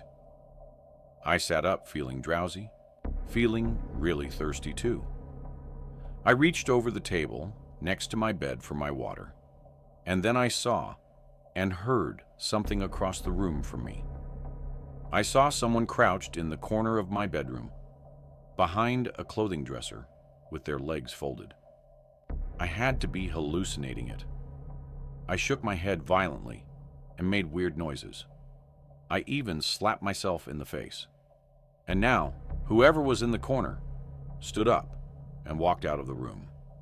I didn't scream. I didn't say a word. I sat in my bed in literal shock. The part that had me questioning my sanity for a bit after the figure was gone was that there wasn't a single sound from outside the room after this. No footsteps, not the sound of a door closing. I grabbed my phone and called my dad. He picked up, confused why I was calling so late. I told him of what I just saw, and he said, "Trish, you probably just had a night terror." I stayed on the phone with him as I was continuing to become more awake, and I left my room and turned on the lights to the living room outside. It was a small space. There was no one in there. I looked around the entire space and could confirm no one was there. I started to believe that maybe I did just hallucinate it. But still, I slept with the bedroom door locked that night. When I woke up in the morning, I drank some coffee and got dressed for the gym. I went to open the door to the foyer and realized it was already unlocked. My heart sank last night. What I saw, was it real? I did another look around the apartment, confirming no one was inside. I went out to my car and opened the back door to put my gym bag in the back seat. And that's when I noticed the damp, yellow-brownish stains all over the floor in the back, and my blanket that I always had back there was gone. I wanted to cry or scream. I figured it out. That woman snuck into the back seat last night when I was in the gas station. She either somehow unlocked the door to my apartment, or I mistakenly left it unlocked. I called my dad again, frantically asking him what to do. He said check and make sure nothing was stolen. And if nothing was, then calling the police really wouldn't do anything. I checked the house and didn't find anything to be missing, just my blanket from the car. I skipped the gym that day. In fact, I stayed bottled up in my apartment for a while after that. I was just genuinely disturbed. I didn't want to live there for much longer after that, and so after that month, I found a new place to live. But first, did you know that 98% of people who watch my videos aren't subscribed? That means you. And yes, I am speaking specifically to you. Probably aren't. So now would be a great time to leave a like on the video and subscribe. Anyhow, a few months back, I made a decision I still can't explain. I agreed to tag along with my friend Michael to a house party during our freshman year of high school. I wasn't invited, but Michael pulled a few strings and got me in. Since I couldn't drive yet, I figured I'd just go with him. When we pulled up to the house, late at night, Michael turned to me and told me to leave my phone in the car. Said it could get lost, or worse, stolen by someone I didn't know. It sounded odd, but I shrugged it off and followed him inside. The party was in full swing, spilling out into the backyard. Groups of people stood around, some smoking, some drinking, some doing things I couldn't quite make out. Michael nudged me to mingle, meet a few people. I tried, but a couple hours in, I realized I'd gone way over my limit. My vision blurred, and the ground felt like it was shifting under me. I leaned against the house to steady myself and checked my watch, sometime around midnight, maybe later. I knew I had to leave. But when I tried to find Michael in the crowd, he was nowhere. I scanned every face. He was just gone. When I asked a few others if they'd seen Michael, they all said they had not. I decided to call Mike to find out where he was. So I reached inside my pocket to feel for my phone, but it wasn't there, and I cursed myself in the back of my mind because I realized that I had left my phone in Michael's car. It disappeared with him. I realized there was only one way to get home, which was walking, because I remembered my house wasn't too far from this house, but the night was chilly because it was fall. I thought about just asking someone else to take me home, but I didn't know anyone else that could help, so I stuck with my idea of walking home in the darkness by myself. I then got to the road and started stumbling down the street, and I knew I had too many drinks because I felt lightheaded and dizzy. A few minutes later, I made it to the main area of the street and kept walking. I lazily started thinking about a bunch of different things, like why did Michael decide to leave me alone at the party? Or why I decided to listen to Michael's idiotic idea of leaving my phone in his car so I couldn't call him or anyone else. I started cursing myself for being so careless with my drinking and even getting drunk, knowing I shouldn't have done that. I stopped walking on the side of the road because I was getting tired, and I crossed my arms over my chest tightly to keep myself warm. Then I remembered something I could do, which was hitchhiking, and I then held out my arm and stuck out my thumb, hoping someone else could see me. I watched as a couple cars drove past me. They wouldn't stop, and as minutes ticked by, I started feeling uneasy, thinking I would have to start walking again. It was past 1 a.m, and there were a few cars driving past me, but no one was stopping because they either didn't notice me or didn't care. I hesitated and thought about walking home again, but I realized that in my drunken state, it would be too daunting. I was still holding out my thumb when a gray truck pulled up and stopped in front of me, and I smiled as I stumbled towards the vehicle. The window rolled down, and an older-looking man with a beard asked me if I needed a ride. I told him yes, and then told him where my house was before getting into the truck, feeling grateful for the ride. As we started driving down the road, the man started trying to make small talk with me, asking what happened to me. However, I was too disoriented to have an actual conversation with him, and the only things I could manage to say were low mumbles or just murmurs and groans. As we turned the corner to my street, away from the party, I started feeling uneasy.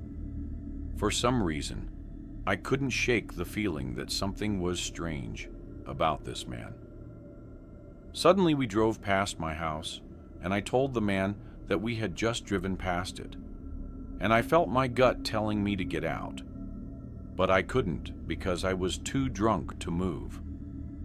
I was about to tell the man to let me out before we got too far away from my house, when suddenly the man turned to me, and I noticed he had a sinister look on his face.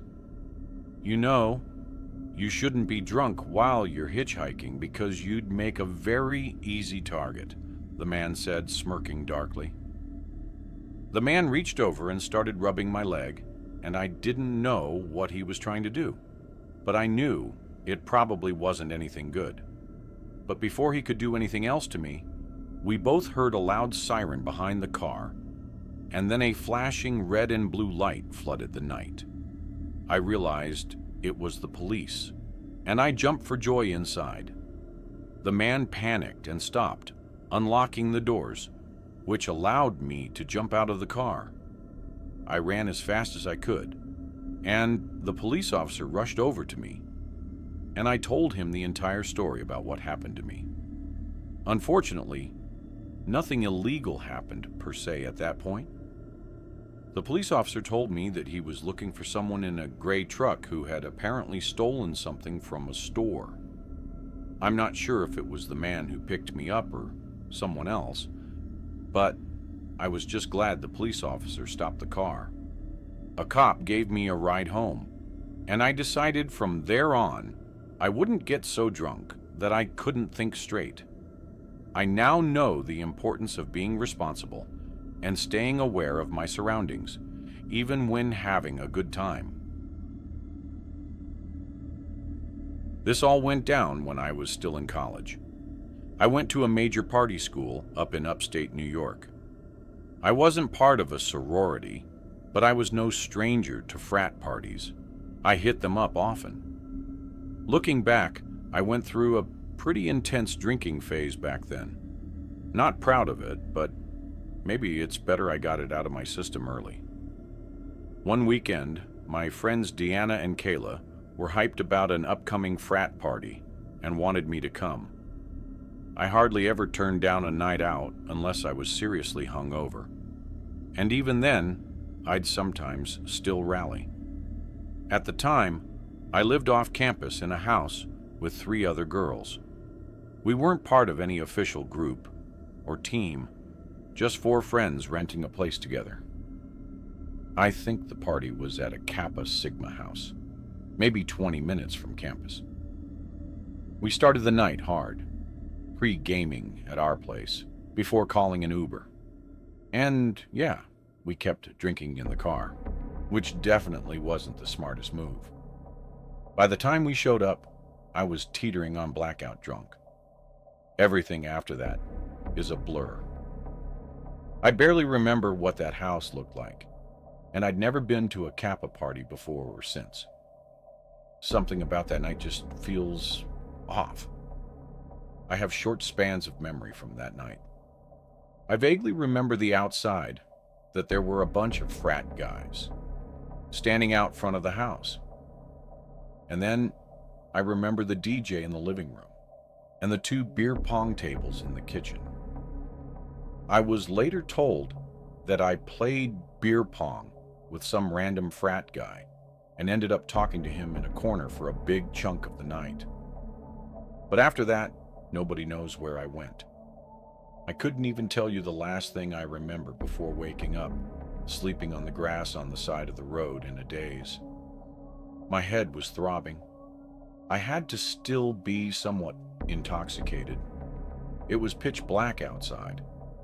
I was laying by a bunch of trees like a wooded area. Apart from the university, there wasn't much up there besides woods and the occasional little town. There were a couple light posts further down the road, so I wasn't just laying in complete darkness. I patted down my pockets looking for my phone, and I had a meltdown when I realized my pockets were empty. I was also missing my crossbody bag. I had absolutely nothing on me. I started to freak out. I couldn't even call for help, let alone check the time or where I was. I looked around the immediate area by where I was sleeping. Nothing. My white shirt was stained with dirt, but that was the least of my worries. I started walking down the road closer to the light posts, I was starting to realize there were no buildings in sight. I was on some completely random back road.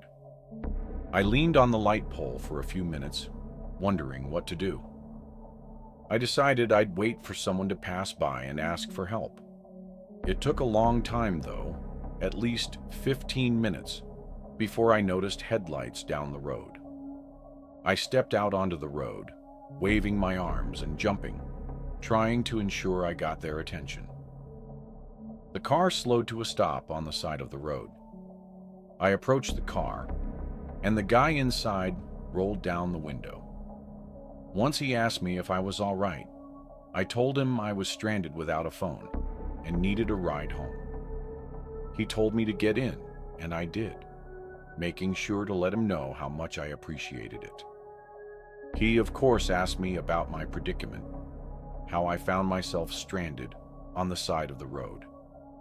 I told him I was at a party, and the next thing I remembered was waking up on the side of the road. In hindsight, I should not have said any of that. I should have been as vague as possible, not let this guy know that I got completely trashed and was vulnerable. He asked why I didn't call for help, and I told him I lost my cell phone too. The guy looked at me like I was a moron. I looked back at him for a second, and this was the first time I really analyzed his features. He was like 35. He wasn't the best-looking guy. He had a thin goatee and a big nose. I gave him my address to put into his house.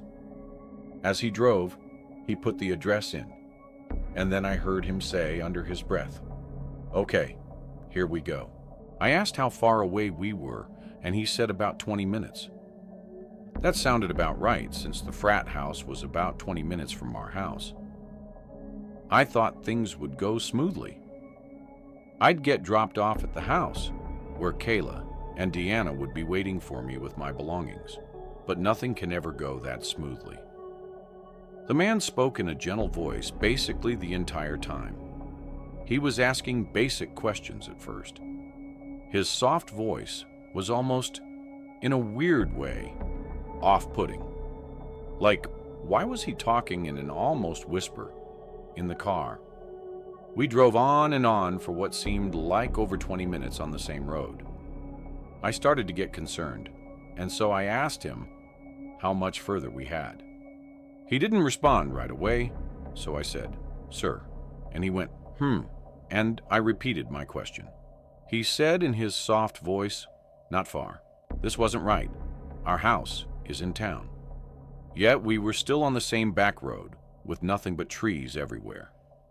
I started noticing in my peripheral vision that he would look at me multiple times, like he'd move his whole head to stare at me for a few seconds and then look back at the road. I was starting to feel sick. I asked him if he put the right address in, and he said yes. Then he said, "What color underwear are you wearing?" as he put his hand on my knee and started rubbing my knee. I moved it away and told him in a desperate voice to please not hurt me. "I just want to get home safe," he said. "Why would I hurt you?" After saying this, he pulled onto the grass on the side of the road and put the car in park, and he was about to lean over towards me and do something, like put his arms around me. But I didn't let him. I opened the door and ran into the woods.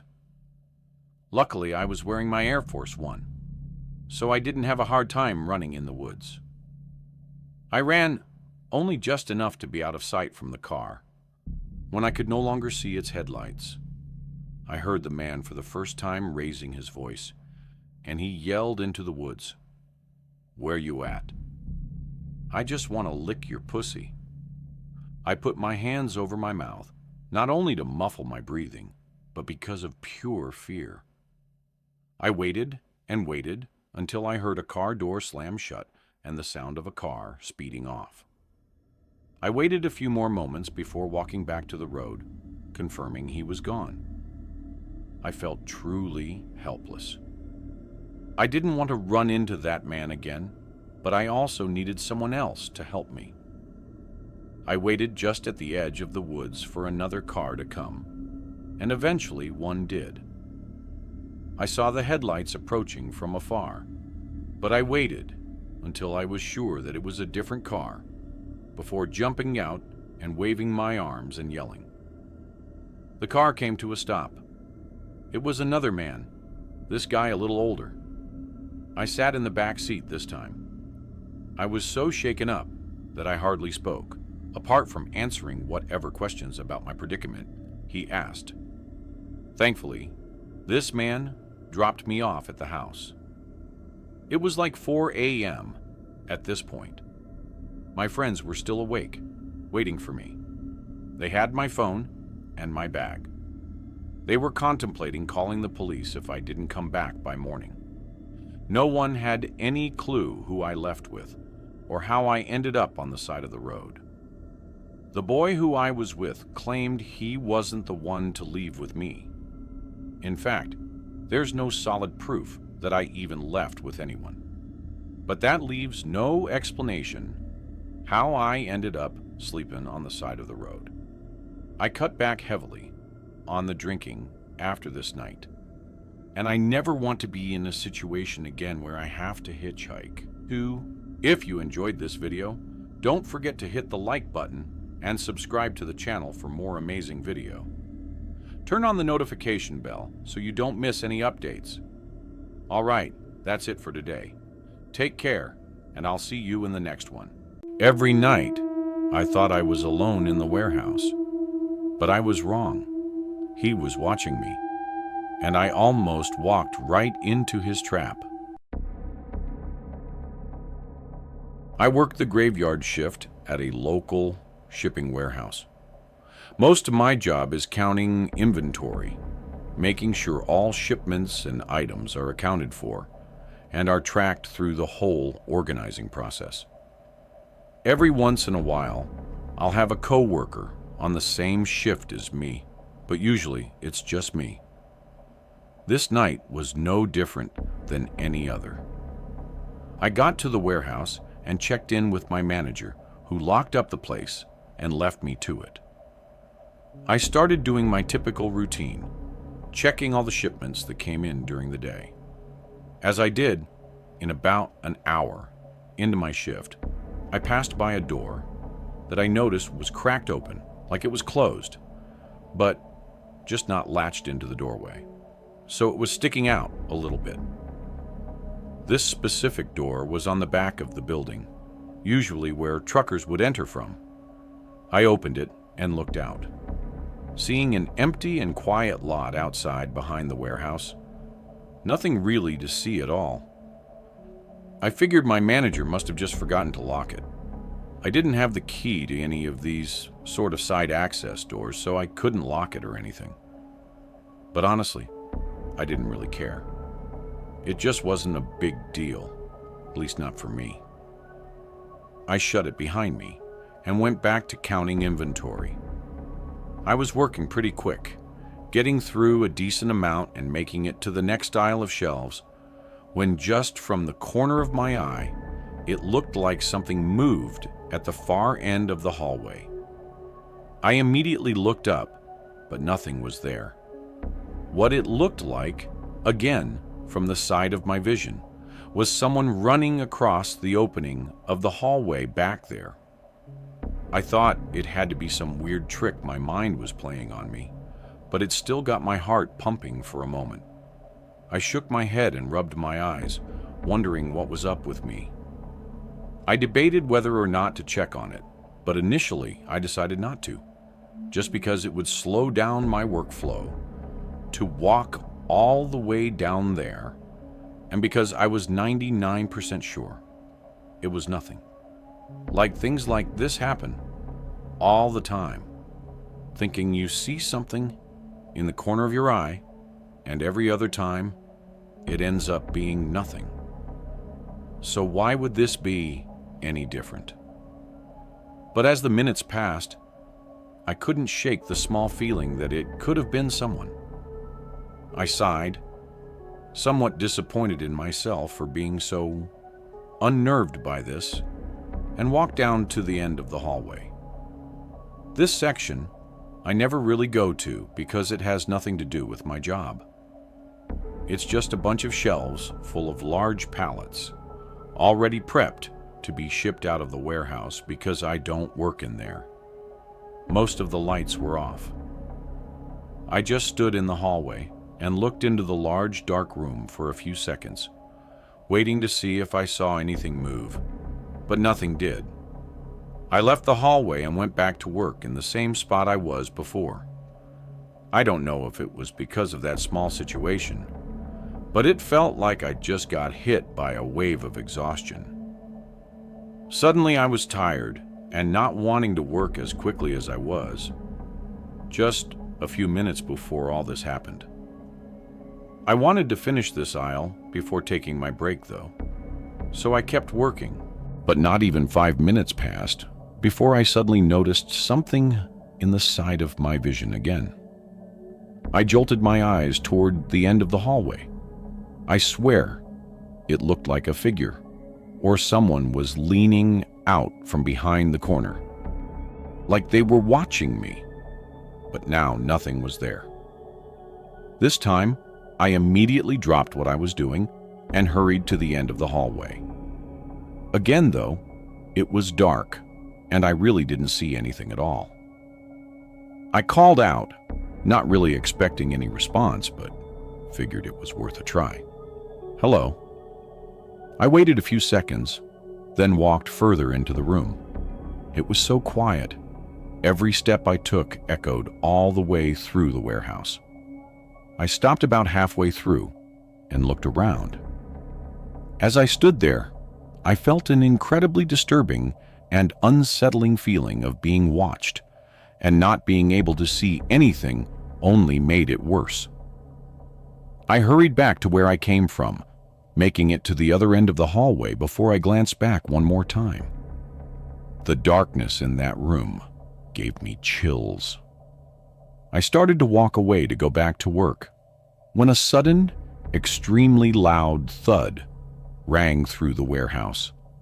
It was metallic, like someone banging metal against one of the large shelving units. Afterward, there were a few seconds of silence, only filled by the faint echoes lingering through the room before there was another thud. Quieter this time, like a repeated tapping against the metal shelf. It was like they were trying to get my attention, to lure me back into the dark room. But knowing this had to be a person now, and being completely horrified, I ran away. I went to the back door and out into the parking lot. After making it a safe distance, I called for help. I really didn't expect much from the police. At least, not right away. But surprisingly, when they went in, they found someone hiding behind one of the large shelves in the dark room. It was a man in his 40s, with a very disheveled and creepy look. But even more creepy is that when they reviewed the security footage, they found him walking around the outside of the building several times throughout the last week, and going around checking all the doors to see if they were unlocked. All of these nights, I was alone inside the warehouse, sometimes just on the other side of the door from him. From the short amount that I saw him get dragged out of the warehouse and into the cop car, the guy seemed pretty unhinged and crazy. I don't know if they ever really figured out what he was trying to do, but just thinking about him trying to lure me into the room still makes me really uneasy. But first, did you know that 98% of people who watch my videos aren't subscribed? That means you. And yes, I am speaking specifically to you. Probably aren't. So now would be a great time to leave a like on the video and subscribe. Anyhow, when I was in college, I worked part-time overnight shifts at my parents' 24/7 laundromat. It was just some dinky place on the edge of town. The building I had always found surprisingly creepy for what it was. Something about the place being really old and the machines constantly humming in the background was just unsettling. I still thought it was better working at a place my parents owned over anywhere else, though. This was a Friday, which was the only day I worked a full overnight shift from 10 p.m. to 6 a.m. I took over from my dad, who left me some snacks in the back room and told me the usual to call and wake him if I needed anything. There were still a few customers trickling in for the next hour, so I stayed behind the counter and made sure it all ran smoothly. By midnight, everyone was gone and all the machines were left empty. I waited behind the counter for another 15 minutes, just sitting on my phone and waiting a bit longer before doing any of the cleaning tasks. But during that time, a customer walked in. I looked up and was pretty confused. He had nothing with him, like no clothes or laundry of any kind. And he had a thick hoodie with a hood over his head and hands in his pockets. I said hello, but he didn't look at me or say anything back. He just walked in and slowly made his way through the aisles of washers and dryers, kind of looking around, I guess, before going back to the entrance and leaving out the doors. I couldn't help but watch him as he left and walked out into the parking lot. He didn't get into any car or anything. He just crossed the street and went out of sight. It's not every day someone walks into a laundromat in the middle of the night for no reason and just walks around. I guess he didn't technically do anything wrong, but I felt really weird about it. Being alone in there definitely didn't help. I think if other customers were inside, I would have felt safer for sure, and maybe not even noticed anything. With nothing to do about it, though, I just started doing my cleaning tasks. As I cleaned, the only reason I could think of for that guy coming in and walking around was that maybe he was looking for a lost clothing item that he might have dropped earlier in the day.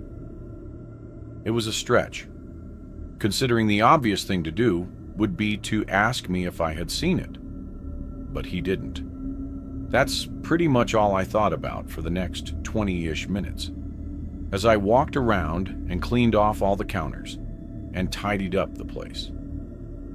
At some point, though, I happened to look up from what I was doing, and standing right outside the entrance was that guy from before.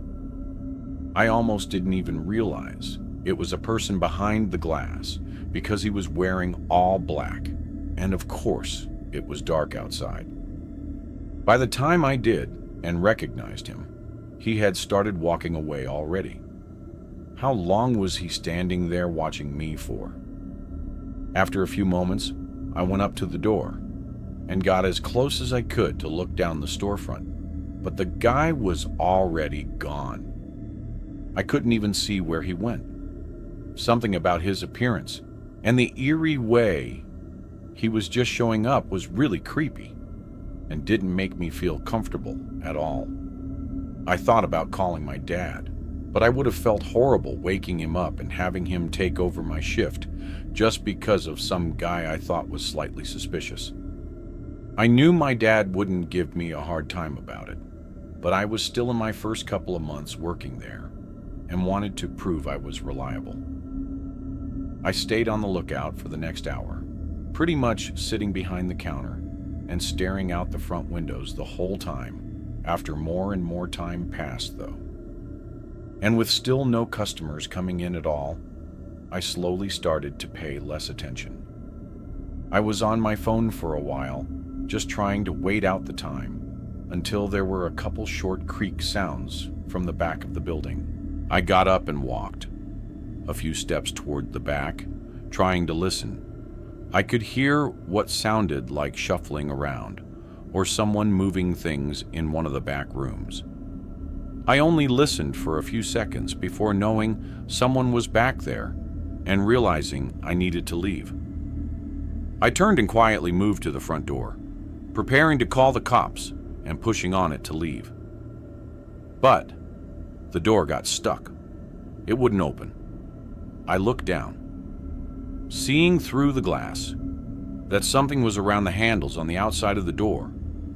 I immediately realized that that's what the man was doing outside the building when I saw him standing by the door, watching me, my whole body filled with panic. There was only one back exit door. I started very quietly stepping closer to the back room, still hearing them moving stuff around back there, but definitely doing so in a careful way, as if they were trying to be quiet about it. When I got to the doorway and looked in, I saw him. His back was facing me as he was searching through some of the boxes on the floor. Then I looked at the exit. This was my chance. I sprinted for the door. The man immediately shifted around and saw me. I got to the door, and for a moment my heart sank. There was some makeshift-looking rope tied around the handle like he was trying to tie it shut. Fortunately, whatever he did didn't work, and I was still able to force it open and make a run for it. As soon as I was out of the building, the man came out too. But now, out in the open, he didn't chase me. He just made a run for it. My dad and police came, but there wasn't a lot of leads on where he could have gone to. Clearly that man was trying to trap me inside with him. I'm assuming he was trying to do it sneakily, but had to look around for something to help tie down the back exit door, which ultimately allowed me to escape when I did. His intentions were likely horrifying, and now, replaying the whole night back, it feels crazy that I didn't notice anything was really wrong until the last minute. At least now, I'm 1,000 times more aware when I am working alone, never trusting anyone to be truly harmless, because I know if that man was successful in locking that back door, there would have been no escape for me. For a few years, I had a gig at a private company as a data entry clerk. It was your typical low-tier job that wasn't too well respected at the workplace. The managers were constantly adding on more and more work that I wasn't even supposed to be doing under the data entry title. But I was young, and this was my first real job, so I just went with it. Now, the office was on the 5th and top floor of a large office building in a small business center situated in the suburbs, right outside of the city. Our company only had the 5th floor, and the other floors were rented out to different businesses. As far as I knew, all these other businesses were service-based, so their offices would empty out by 5 or 6 every night. Ours was the only one that sometimes had people work later. As the data entry clerk, and basically doing every other odd job as well, I was often the one to stay late, some nights, with whatever busy work that needed to be done. I made the lease at the company, so paying me to work extra hours past closing wasn't a big deal to them. This night, my boss gave me a bunch of stuff to get done. He didn't even ask if I could stay late. He just assumed I was good for it. And me being the pushover I was at the time, I just went with it. The extra money always helped, and with the office empty, I actually enjoyed the work better, not having to be under the stress of being watched and micromanaged all day. So come 6 o'clock, everyone else started heading home, and I stayed to continue working.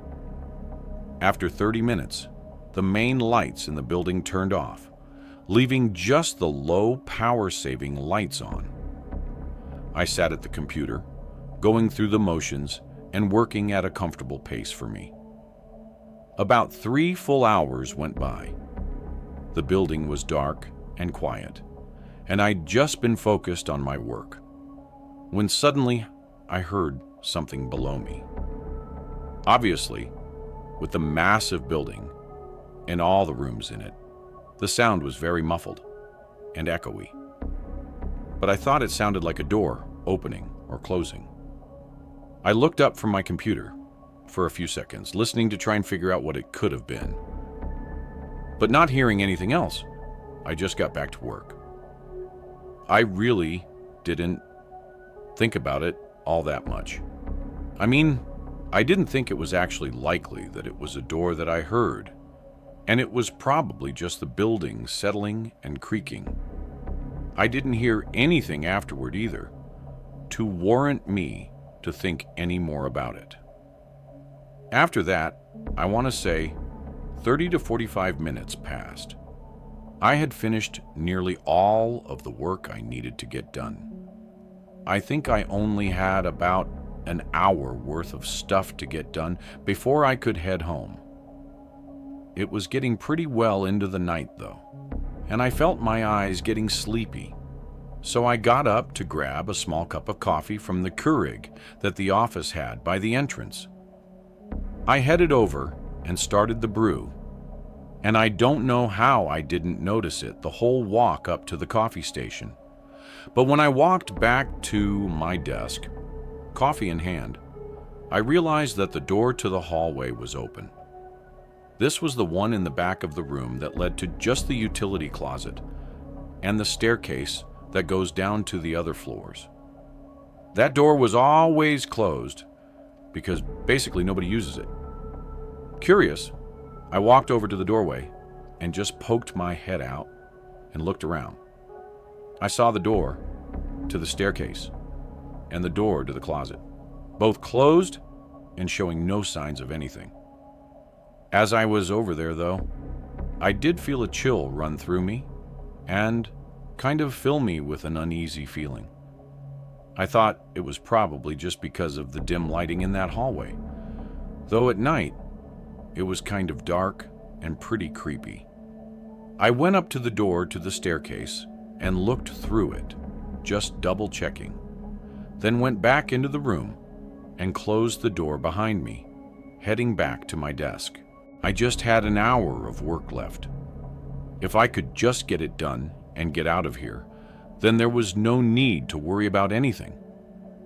That door being open was really strange, though, and I knew there was no reason anyone should be coming up here or would have come up here and not said anything.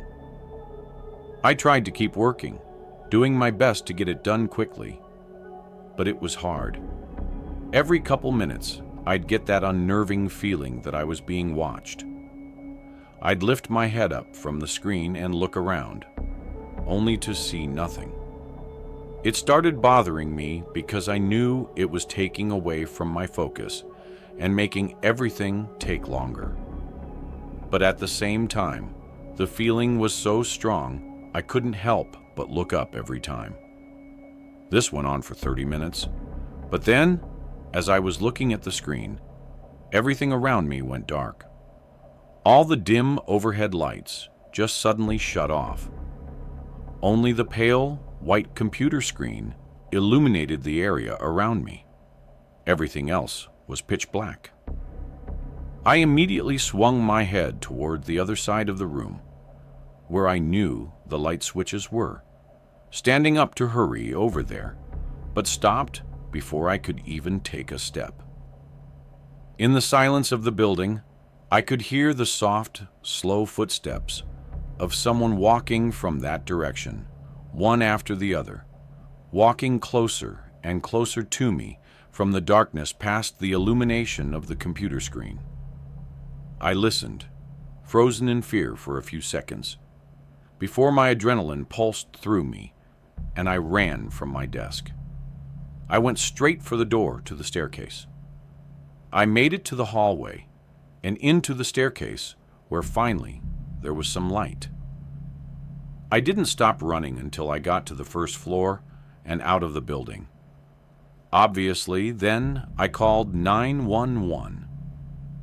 I stood in the cold outside the building for nearly 15 minutes before an officer arrived, and then waited another 5 minutes for 2 more officers before they finally searched the building. And by then, they found no one inside. Just as frustrating, it took 2 days to get the security footage. And yet, it wasn't all that helpful anyway.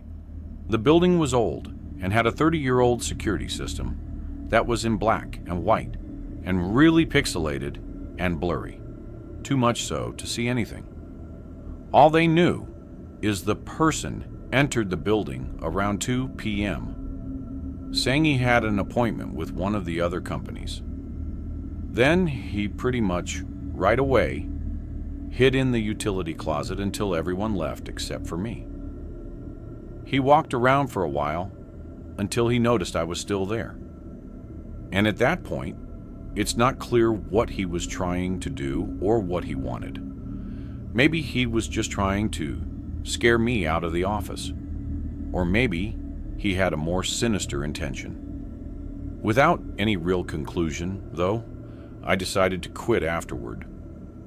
I'm really glad I did for a lot of reasons, but not having to be alone in that building after that incident was a big one, especially knowing he still has never been found. If you enjoyed this video, don't forget to hit the like button and subscribe to the channel for more amazing video. Turn on the notification bell so you don't miss any updates. Alright, that's it for today.